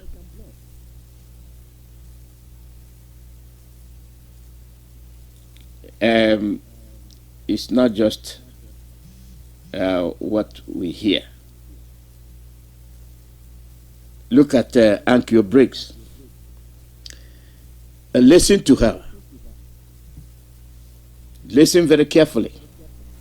From just before Democracy Day, the president made two statements, which is really quite amazing when you realize that this is our president that does not speak to Nigerians. And so to make those statements back to back, 3 days in a row, for me, it meant that the president wanted to say something to the South and to the Southeast, and almost everything he said, I view them and understood them to be threats, and not really talking to the people of the South or the people of the Southeast, that really the people that are from the defunct old Eastern region that was engaged, that the Nigerian government engaged in a war almost how many decades ago? You know, so everything for me was a threat. There was no. Let me correct your word, defunct. Eastern region is not defunct. Just like you cannot tell me that North is defunct. If you have that mentality of Eastern region being defunct, that's where the problem lies. By creation of taste doesn't mean that Eastern region is defunct. Now you can understand that we're not defunct. It is a principle they put in place to divide us. And now you're realizing it. What hurts you hurts us. What hurts us hurt you. It is because they want to finish every Southerner. And that mentality of South-South, Southeast, Cross River, that must be put under the carpet. You heard what Piccolo just said. And every Southerner must bear in mind what these people are after. Our land and our demise. Let's continue with you.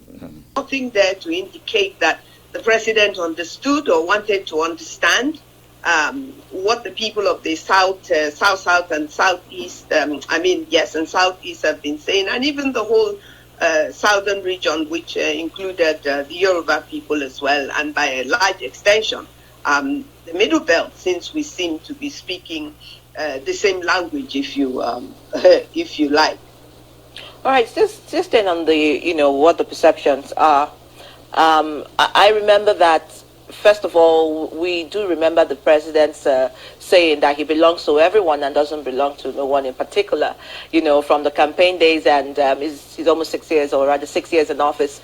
And this is happening now where, references are made to specific parts of, Nigeria as being, dots in the circle. How do you review that from a man who said he belongs to everyone to a man who has, come out clearly by body language and speech to say that there is a bias in some of the treatment lines of different ethnic groups? First of all, I must say that from here on, and for a very long time, actually, I have always spoken from the platform of being aware of how we got independence, when we got independence, and when our national anthem went something like brotherhood, though tongue and tribe may differ, in brotherhood we stand. That is the Nigeria that I am speaking from and to. Now, looking at what the president said, I belong to no one, I belong to everybody, which really was also... I'm glad you made a reference to that anthem. I have constantly played it to tell you that that anthem was formulated on lies. I have played it over and over again. Though Travel and Talk may differ, in brotherhood we stand. They never stood with brothers, starting with Ahmadu Bello and Tafawa Balewa. This union is a union of deceit and must end. If we reverse and recreate all these divisionary tactics there is now, from now on, there's no more South-South. It should be Eastern region. Now, let me see how Somebody will come and say, I'm Ijo. The other person will say, I'm Ikwere. The other person will say, I'm a Kalabari. The other person will say this and that. It will not happen. It will not happen. We are one. And will continue to be one. And that's it. It is issue that we must be conscious about. We must be conscious about what we do, what we say, and what we believe in, and enforce it. If you lose consciousness and not conscious of what you're saying, of what you're doing, then we will continue to be fooled. And we don't want to find ourselves in that position. I'm glad you're speaking, Uncle Briggs, and keep it up.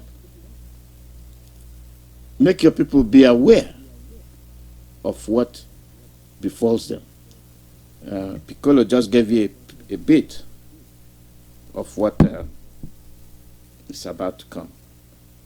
Something that he picked up from another president. But, I mean, he debunked that immediately he was, after he was sworn in, which was his ceremonial, one of his phrases of his ceremonial speeches. And he traveled abroad in America. And when he was asked what he intended to do about the agitation of the Niger Delta people, if we recall, the president immediately made it very clear that there were people he regarded as 97% of Nigerians. And then there were people he regarded as 5%. Now, 97 plus 5 is actually 102. And so maybe the other extra were people that were going to come into Nigeria. That's one. Two. Thank you for observing that. And they are here. Truckloads. Unga people will be here in about 10 minutes. They always come 15 minutes after. So really it's 5 minutes. Yeah, they're going to be on the radio. They'll be here in 5 minutes. So reflect on what we are talking about, and then you will understand. Before that, they're here. Those invaders are here in truckloads. They're here in truckloads.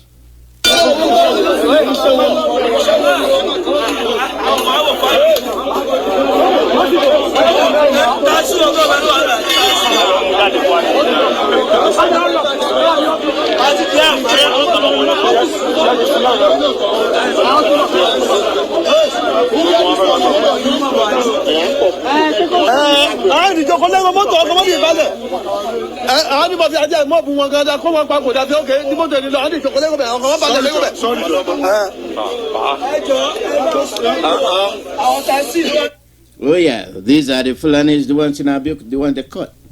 And I'm not talking about the ones they caught again coming into Imo. And those are the people that made up the extra population. And after the Ungwa session, I will play you that clip for you to see that they are here. They are here. The South must rise to the challenge. Their cattle are here. They are daring you. They don't respect you. They don't care. They don't even want to see you in your own land. They are daring you. And the moment you wake up to understand what our leader has been saying, the better off you will be. Survive first. You are fighting for their life. When you see them, you keep thinking that they are here. So when you get up, you wonder why you just got up. Let me play you this again. No, I'll leave it. Let me get our Ngwa people on the air. Let me get them on the air.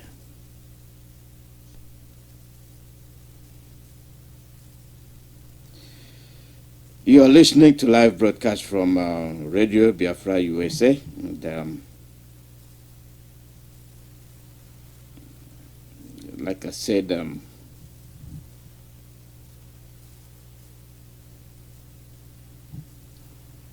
by God's grace, we will overcome this once and for all.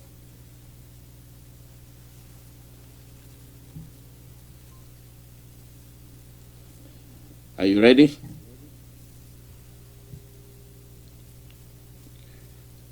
Go ahead and come on.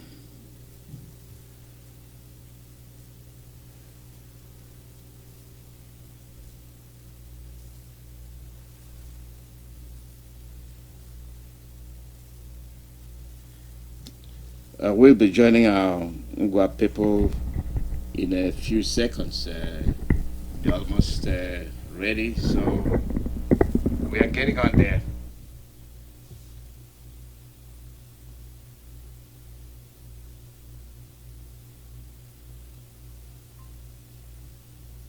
Go ahead.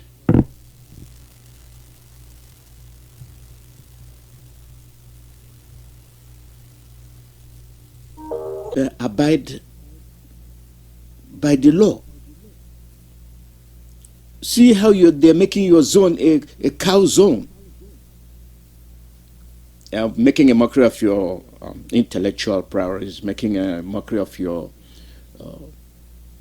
technical gifts and all that stuff. They say, no, you're not heading anywhere. Do you know, if we actually be honest to ourselves, you see, these Fulanis could have benefited, and they still have the chance to benefit from us in a very friendly manner than wicked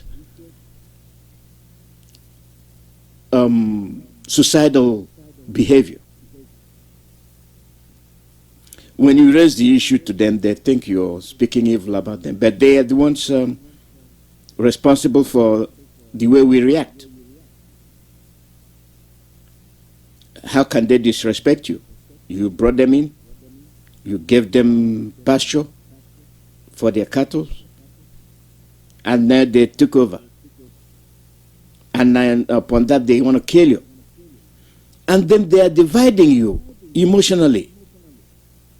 They are dividing you from your brothers, from your sisters, isolating you so as to do away with you once and for all. And they know very well that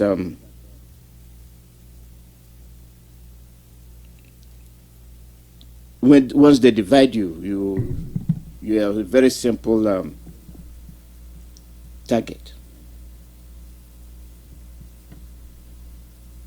Very simple target. And when that takes place, you become weak. You become weak. It's very troubling. As of today, as we speak, there's a law of about anti-grazing. Now, why will you thwart the law? They gave you another law of carrying AK-47. They are the ones carrying it. But they will come and chase you down. Let me now concentrate on the IPOB issue, because we've been dancing around this nonsense for a very long time. Why is it that anything that concerns IPOB becomes a magnanimous issue, humongous issue? Why is it that anything that IPOB does attracts attention as a criminal association? Why is it that anything IPOB does draws the wrath of the Nigerian army? That they have their own brothers committing heinous crimes. in the Rivers area, Akwa Ibom area, Cross River area, Abia, Imo, Anambra, Enugu, Delta, name it, all eastern region. And then you come to the west, they are perpetrating the same atrocities, but they are telling you you are one. And to be honest with you, it becomes more troubling when you have these old people. When we say they are old, I think I'm using that to let them know that they are supposed to know better. They are supposed to know more. They are supposed to be more enlightened. But to use the war scenario to make you not face reality is question of denying the inevitability. Things that are inevitable, you cannot help, you cannot be able to avoid. But they are there, you're watching them. Wouldn't it be prudent for you to face it head on? Why are you talking about restructuring? What are you restructuring? What are you restructuring? Why are you talking about one Nigeria when they are there telling you that the country belongs to them and they are killing you, intimidating you, you cannot even speak, you cannot even pass a bill?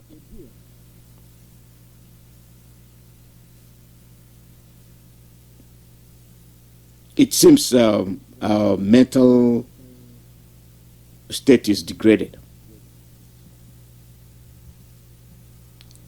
And when we say we respect our elders, when we say we honor them, at least they should acknowledge that and respect themselves. And we always say respect is reciprocal, and it is you that they are using. We have shamed our children. We have disappointed them. And when the Arewas say our parents are irresponsible, now you see why they say it. How you can choose your enemy over your own very blood, your own very sister, your own very wife. You chose a Fulani that is killing you because of little money. You had the two clips, or was it two or three I played? I was kind of centered on our belief.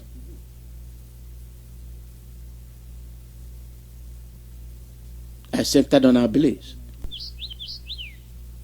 South, Abia, Imo. You are Eastern region, and the Oduduwas, they are just like the North. Do you know why I said they are just like the North?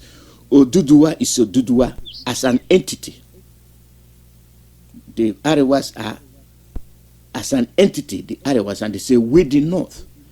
And now the Yorubas are acting as we the Oduduwas. But come to the East, they are still immersing themselves in the hopeless South, Delta, Akwa Ibom, Imo, and I keep hammering it until these hopeless governors come in terms and speak to one another, understand the common threat, have one ideology, they will continue to flounder. And we have too many intelligentsias and intellectuals that can never give you one directive. Everybody wants to be the boss. Everybody wants to tell you how intelligent he is and how an expert he has become to just deceive you. Let me open the phone line. The call number is +1 484 767 0848 +1 484 767 0848. That is the phone number. And when you call, please make your call very, very sketchy. Okay, don't get too drawn out. Just summarize, because you have barely 35 minutes. But tomorrow we have full time. On Saturday, the women, as usual, will be there. Then on Sunday, now everything they happen, and then you have the Imo. People come on. You have the Imo people come up. Call your name and where you're calling from.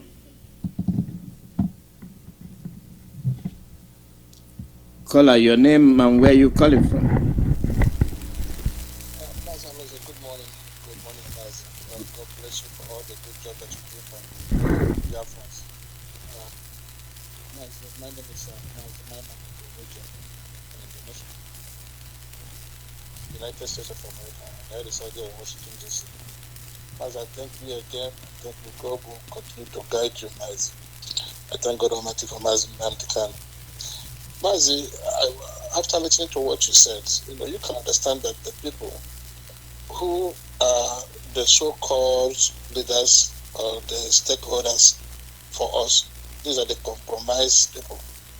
These are the people that have sold their soul for peanuts. These are the people that do not want anything, even where they come from. These are the criminals. These are the 419ers. These are the ones that have been selected by these crooked Fulanis just to be the one that are representing our Mazi. Mazi, remember that we did not appoint the people. We didn't elect them. We didn't have anything to do with them seizing the power of being the intelligentsia. That is what you should understand. Whatever they are doing, they are not doing it for us. They are doing it because they have been compromised. And this is what I am telling all the Biafran youth. You are on your own. We do not have any speaker other than Mazi NNAMDI'S. We are their nightmare, because after everything is said and done, we are coming back. The chicken must surely come home to roost, because we have to come back and then demand and then find out why these people are selling us to next to nothing. And this is what we are going to do. So as for the Fulanis, they have embarked in the project that they cannot survive, they cannot succeed. The worst mistake the Fulanis have made is just to come up and then start attacking IPOB. And whatever that the Fulanis have started with, believe me, we're going to finish it with them. That is it. The Nigerian that they are thinking that they are going to occupy, that Nigeria is gone.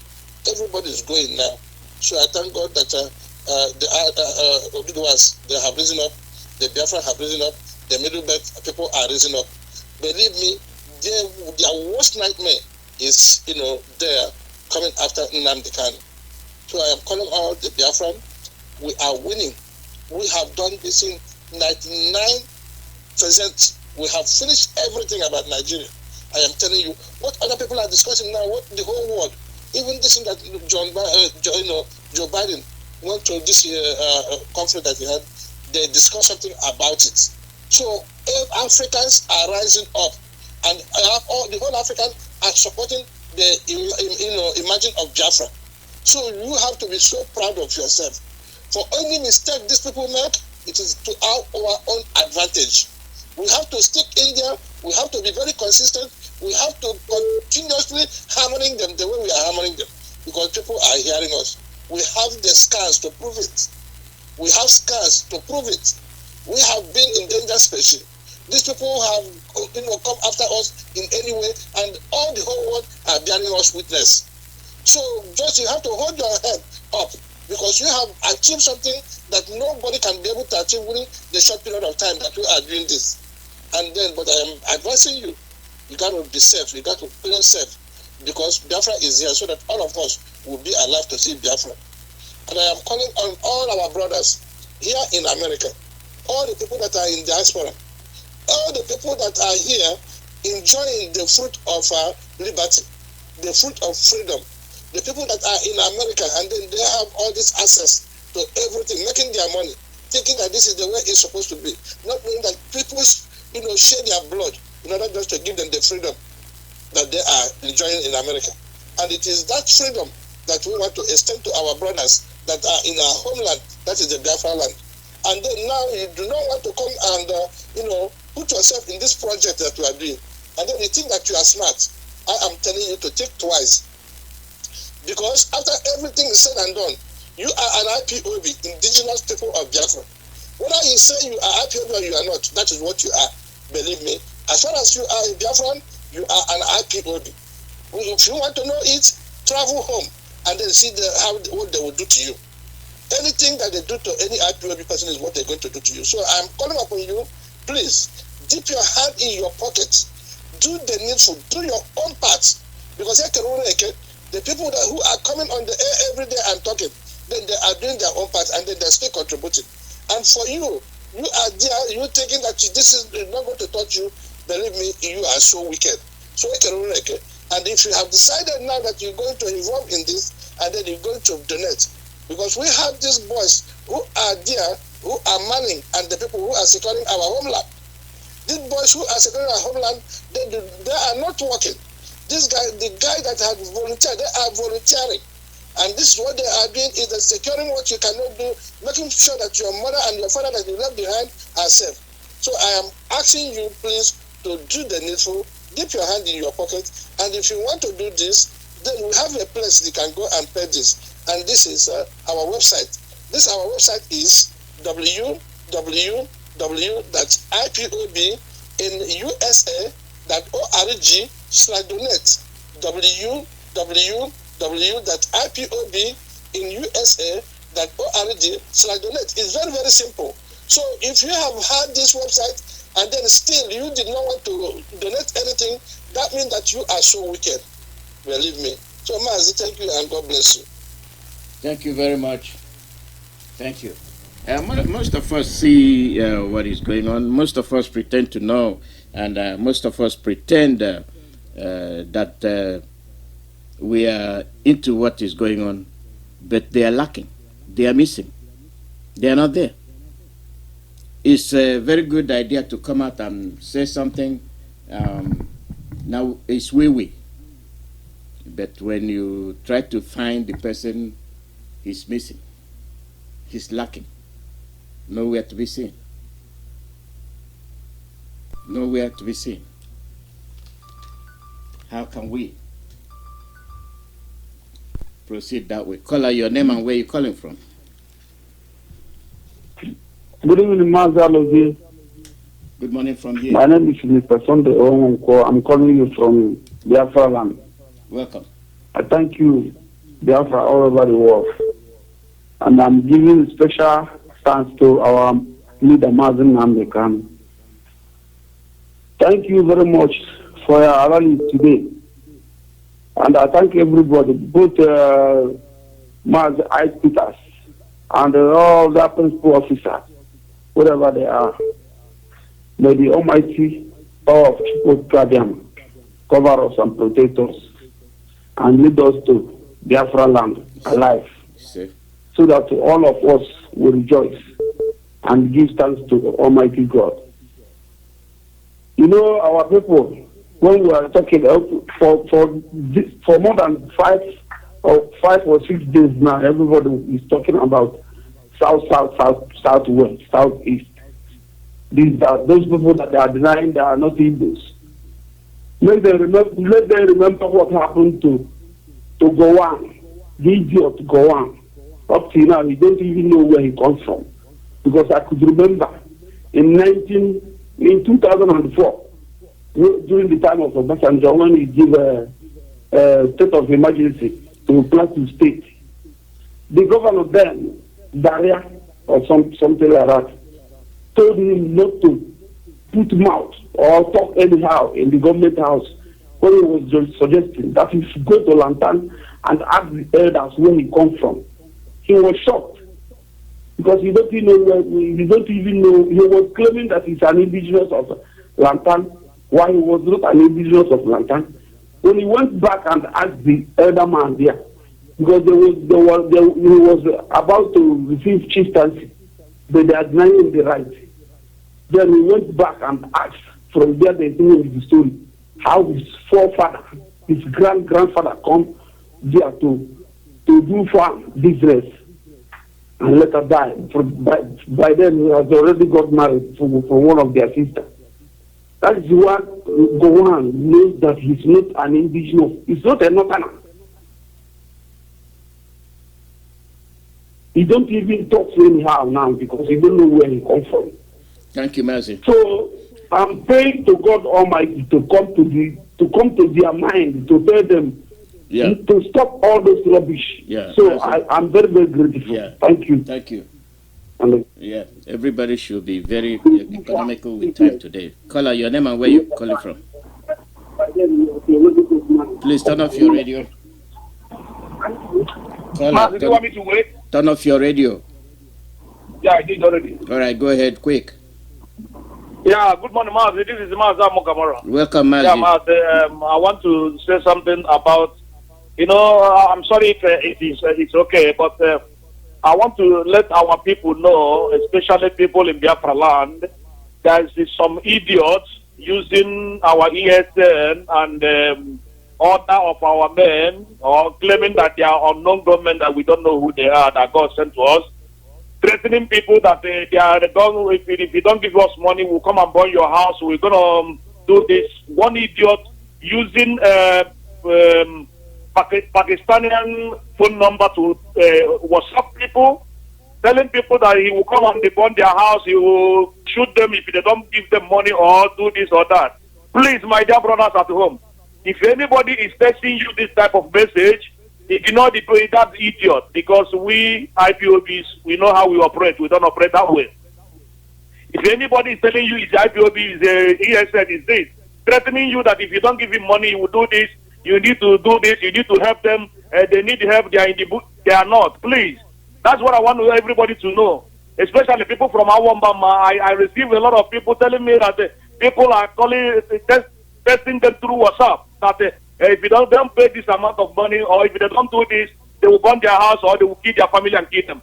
Ignore these idiots. They are not ESN. They are not unknown government. Thank you, my dear brother. That's what I want our people to know. Please, thank you if you can keep saying this through the radio, because that idiot is using it to scam some people. Thank you so much, Alaze. Thank you. I hope they can get his number and find out who the culprit is, and we deal with him. Yeah, the number is from Pakistan. If you want me, I can send you the number. It's from Pakistan. I have the number. Send it. Okay, I will do that. I will do that, sir. I'll do that, sir. Thank you very much. Thank you, sir. Thank you. Thank you.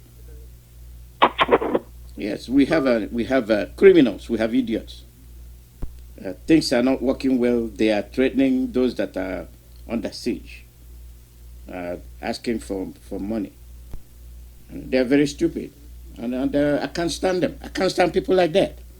Get rid of them. They are not human beings. They are animals. People without conscience. How can we cope with people like that? We need house cleaning, and that must take place. Caller, your name and where you're calling from. Caller, your name and where you're calling from.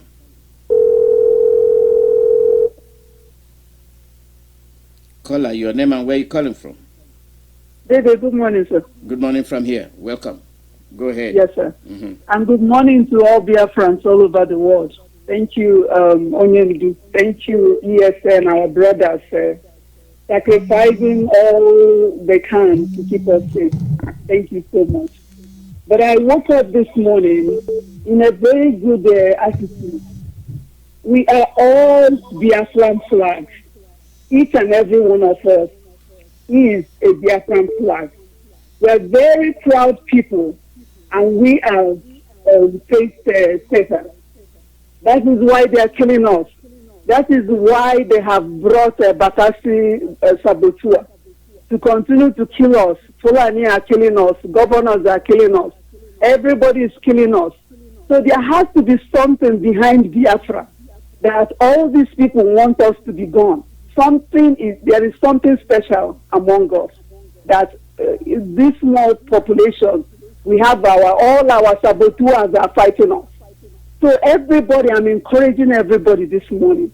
We have to stand up. We must fight. There is something about us. We must stand up and defend ourselves. We are Biafrans. We are flag of Biafra. And we are very proud people.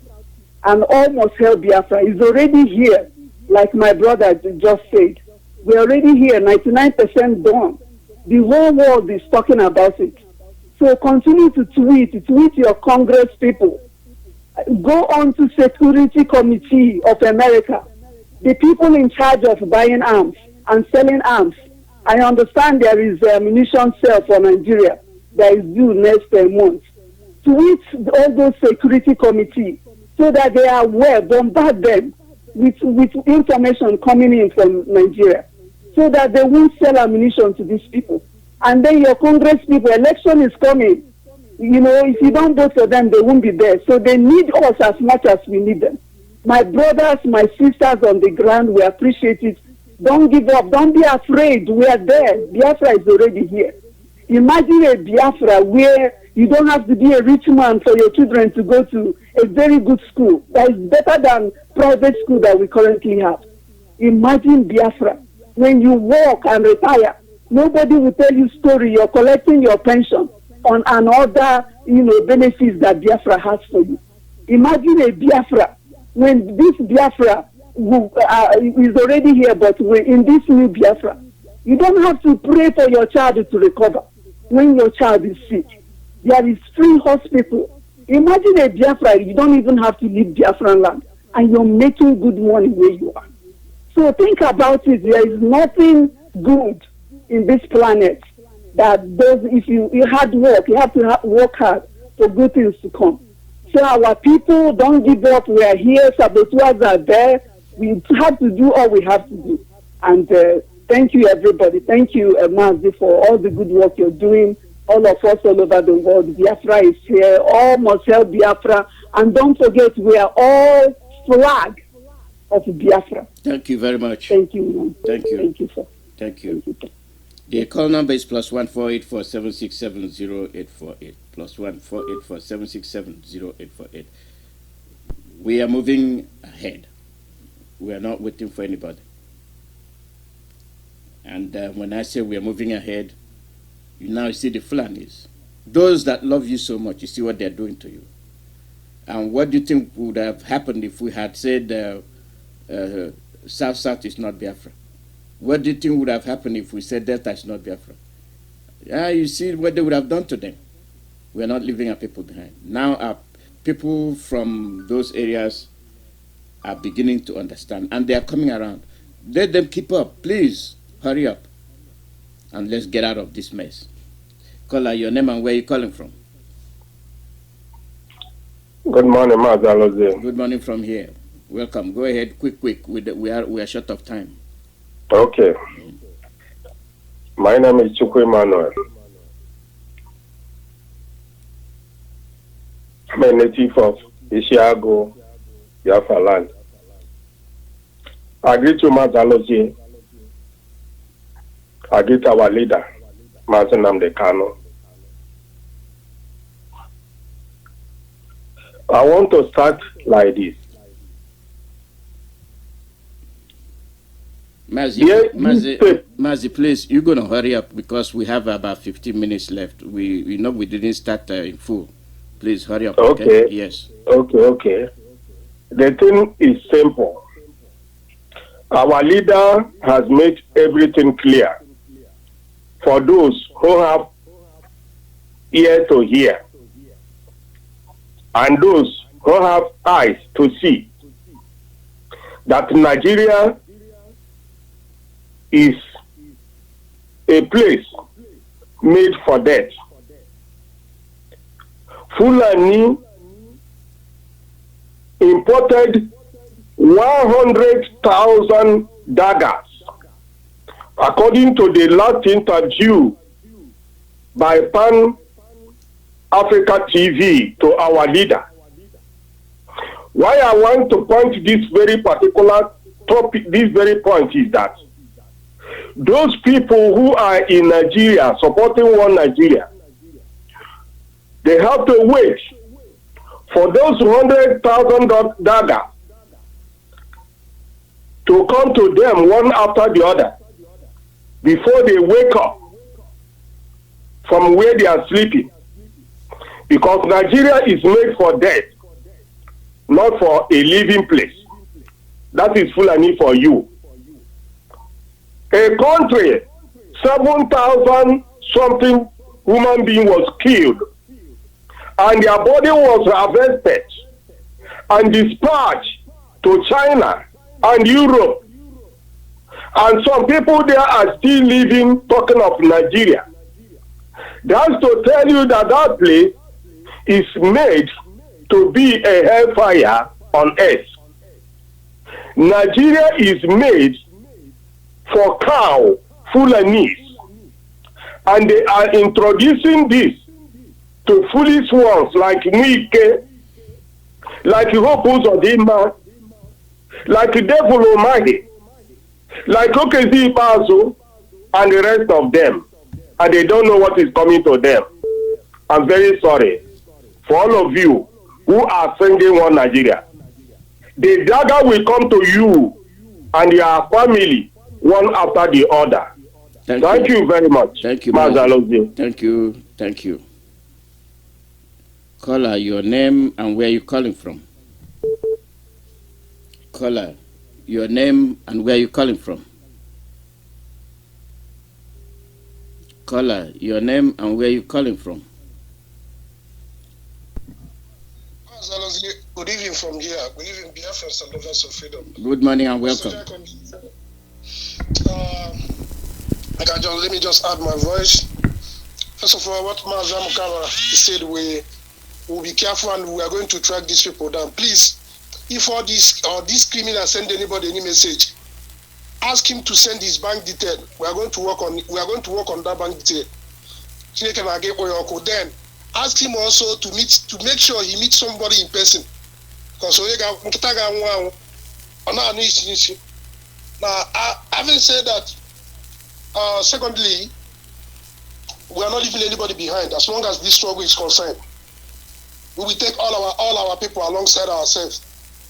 The Fulani that constitute only 5% of the total population cannot come and place smart or intelligence on all of you, and you people allow them.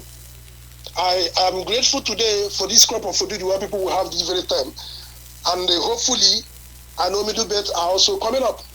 So everybody must rise up. You people have seen how the Biafran people used to be. We want everybody to be free, not just ourselves. We are fighting for ourselves. We are fighting for everybody. Although you are aware that genocide is going in our land as we are currently speaking. But on a daily basis, hundreds are being abducted and killed in northern areas. You don't see army there, you don't see police. But rather, the army have told both the Boko Haram and the ISWAP and let them reconcile. They are begging them. But rather, they come to our land, killing the innocent people. Also, Dimba and his likes brought these people in the name of politics. But we have drawn the battle line. Either we get Biafra or nothing exists. If you're a saboteur, just write your will and give to your family. Write your will because you will not go scot-free, no matter who you are. You can carry the whole security in Nigeria, but time will come, you will surely pay for every atrocity you have just committed in our land. Nobody should be afraid. One thing you must have to do, if you are not there physically, make sure you support this struggle. They do it everywhere. They support your people. Because this thing we are fighting for, we are losing our people. When Biafra come tomorrow, we are not going to, there's no special status for any of us that are fighting this fight. We are fighting it for you.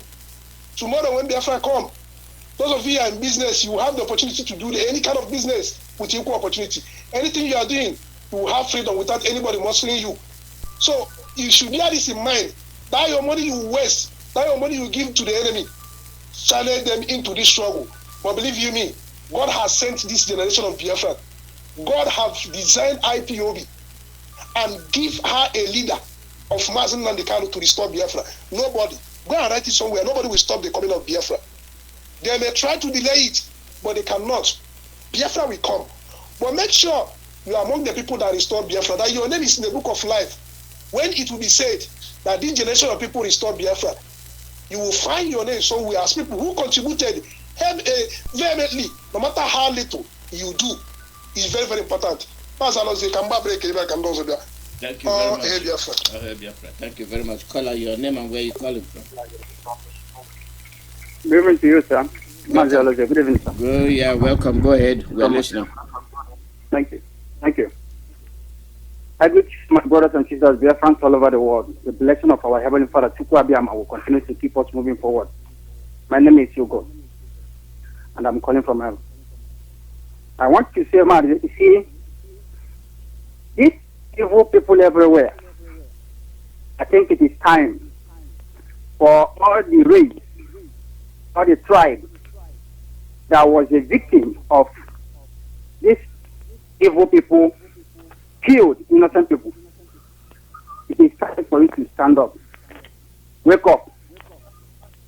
We join hands together and destroy the enemies that come to swallow us. What do I mean? If you are not understanding what I'm saying, let me explain. Comes to the zoo called Nigeria. So many tribes have been a victim of the Fulani snatching life out of them. So if you are in the zoo of Nigeria, I am telling you that it is time for you to stand, join others in condemning the evil activities of Fulani. They own this country called Nigeria, and we are saying, take your country, go. It is not force for all of us to be together. For decades of years, we have been together. And being together, there is no room to resort. Rather, what we are receiving from them is the killings of innocent people in daily basis. Both they themselves and their leaders, even their poor people, they are all the same. Because I have never seen any of them that condemn these evil acts from them. So for that reason, anybody that wants to support them, you better think twice. Because I have never seen a tribe that is killing other tribes, thinking that nothing will happen. And they think it is their right. They are the firstborn of Jacob. And that is the reason why you want to go and take another man's land. If we are telling you that this generation, we won't welcome that. And you are seeing it. Since all of that it is your right to kill innocent people and take their land, we will tell you that that created the Almighty God that created heaven and earth and created different earth in this earth and scatter it everywhere on the earth.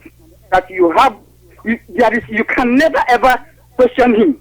So for that reason, your evil activities will come to an end. Thank you, If you that listen to my voice, stand up and join hands together to condemn these evil people, because their mission is to kill you and take your land. Mazi, the rest of Chukwuabiama will continue to be with every one of you. And our leader, Mazi Kanu, the man that Almighty God ordained and send him out for a divine mission like this. Thank you. We are very, very proud of. Caller, your name and where you calling from? My name is Mazi and Mazi is calling from Obolafo. Obolafo is in Den local government. It's outside the Biafra land. Good day of Biafra, the levels of freedom. All that go to Chukwuabiama and also our great leader Mazi NNAMDI'S, the great prophet of our time. And I say, may God Almighty come protecting our ears wherever they are. I use what in Psalm 91 to protect them, and what in Psalm 35 against those who against them, and against all Biafra. In the name of Chukwuabiama, I pray. Good day of Biafra once again. All of us are seeing what is happening. Even the so-called Hopus of Imba, we have seen what he have shown to Biafra. Someone that he said that is there for the Biafrans, he said that he's now declaring shoot aside on the whole Biafrans in Imo State. But what we are promising him that whatever that he used to measure for any Biafrans, we must get back a million food. We have now proved to the world that he is the one pioneer of everything that is all the atrocity and everything happening in Imo State. At the end of everything, they will say that they receive order from above. This is he used his mouth and say in Daily Sun newspaper today that shoot aside any Imo-like you see in Imo State as a stick. Because once he said that the so people that you kill an innocent people and say that there are no government. Understand? Because he will just kill any person and he will tell you because we don't have any person who will speak for us. I'm not placing it as or they don't for every one of us. Not even saying of what is happening in Nsukka as of now. The base enough, which is Eluigwe, they talk of the thing that is happening there because of the so-called Fulani people. And this is the people that we think that we have elite, we have local government chairman there, we have councillor, we have anything at Tiko, we have House of Assembly there, we have House of Representatives, Governor of Enugu is there. And all these atrocities is happening in our land. In various parts of Nsukka now, every place, the so-called people that we have as the people that we are protecting us, all of them are against us. And now, he signed up and signed. Shoot aside in your fellow Biafrans. What will we do for you? The time we said that some of you was half caste, that all your blood, your mother and great mother is from the so-called outer planet land, and we say that you have now using hate speech in our fellow people. Do you tell me that any sensible person will stop this thing that is so-called hope on in battle in daily newspaper today? Any reasonable man cannot talk it. Do you tell me that any reasonable man can talk what Devil Umai talk in newspaper today? They cannot talk it. Or wicked, nothing wicked. Any reasonable man can talk it. And all of us are seeing it. The only favor we have and the only security we have is for us to come and join this restoration effort. Use that knowledge. That time that you use to join Yahoo business, and join Curtis business, and join anything. Use that time and devote to this restoration effort. Let's join hands and do this thing together. Remember, Ohamadike, one of Biafra land, abandon everything just for you, for your sake, so that they will not kill you like a mosquito, so that they will not kill you like animals, so that he can even have a plate of food in your table. That is everything that this young man abandoned everything that he's doing. Use his own family and sacrifice. Just for you to be alive, just for your family to be alive, just for unborn generation to be alive. And all this thing is not touching our heart. They are now saying it openly now. Before you know it now, they start killing people, kill our people. Anybody they're killing Imo State now, they call the person no government. And that's what they have been doing. And all this thing is not touching you. Let's start up and do this once and for all. I told you people it's happening in Imo State. Let it be happening in Enugu. Let it be happening in Biafra. Let it be happening in Abia State, Ebonyi State. Every part of Biafra land, let it be happening. Thank you, Mazi. Without that, we cannot defeat those people. Thank you very much. Very, very important. And I would like to sign up from here because I know that you are running short of time. I feel very humble, Mazi Chima Joseph for Yechku. I'm from Obola for here. Remember, blessed and made ever formidable. Biafra is now in our doorstep. We have reached a bridge of no even thinking of returning, no matter what. If it is one man's stand, we must get our freedom. They will spoke them. Thank you so much. Mazi Alose, sign up from here. And they were. Thank you. Tomorrow, we are going to continue on this issue to tell you that we are one. Okay, we are one. When somebody tells you we are a dot, we're a dot. What he's looking is people that don't exist. We are simply irrelevant. You're just a dot. I can just wipe your life. And now people are understanding why the dot is there, that dot. So look at it, at that little thing, those people, okay, people from the Sahel, come on. We have a job to accomplish. Come on, let's go and kill them. Do you know that some of those people that they are arrested, they speak French? These are your brothers from the Sahel. And you're here telling me you're Imo. You're Abia, you are Delta, you are South, you are Anambra, you are Igbo, you are from the South, Oduduwa, you are from the South, the North, the Arewas are after us. We must wake up. That divide and rule mentality, which we accepted, must be discarded immediately. Caller, you are the last caller, and make it quick. Go ahead. Good evening, sir. From here. Welcome. From Biafra land. My name is Mazi Abasi, Ejike Gabriel. I'm from Enugu province. I'm living in Ebonyi province. I thank you, my elder. You are too much.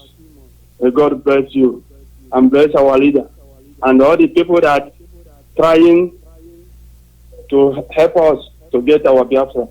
God bless them all. Mazi, my own submission this evening is not much. What I'm telling our people is this. Everybody should open his eyes and watch what is going on. Let us look at, you finish the school and you come back from there, no work.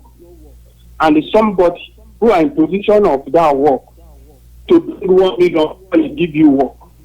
You never pay 100,000. You never have 50,000 from your account.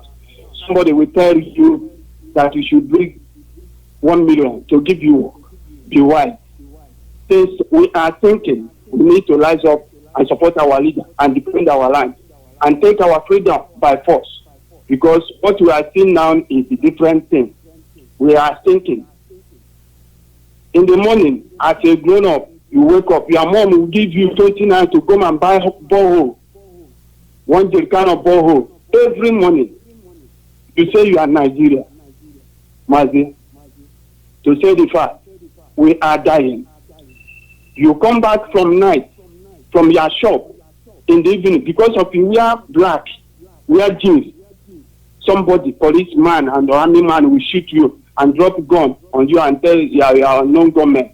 And people are looking at it and telling us we should take it easy with them. What I'm telling our Biafran today is this. Anybody, elders or a politician, let us mark these people. Any person that conduct interview, let us record what the person has said.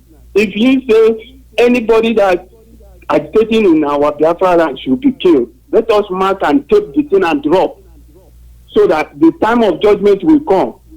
We pray it before we deal with the person. I thank you, Mazi Aloze. There is no time.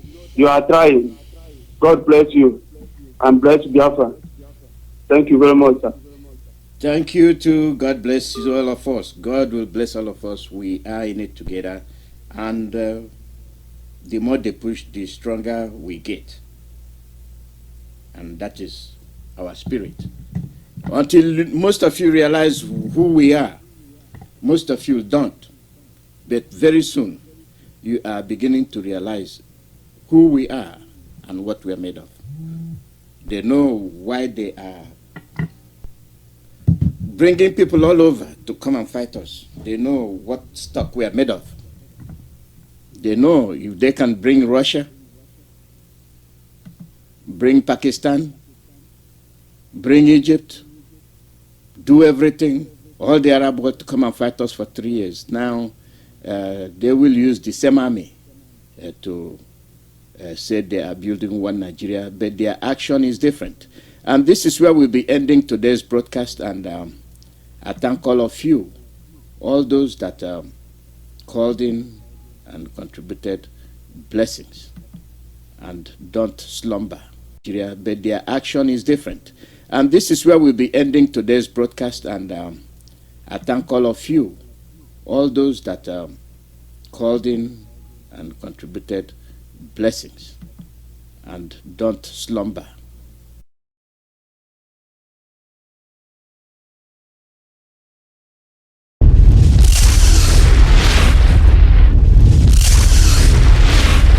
Get it online on your mobile. This is IPOB Community Radio, Radio Biafra, the first and the last.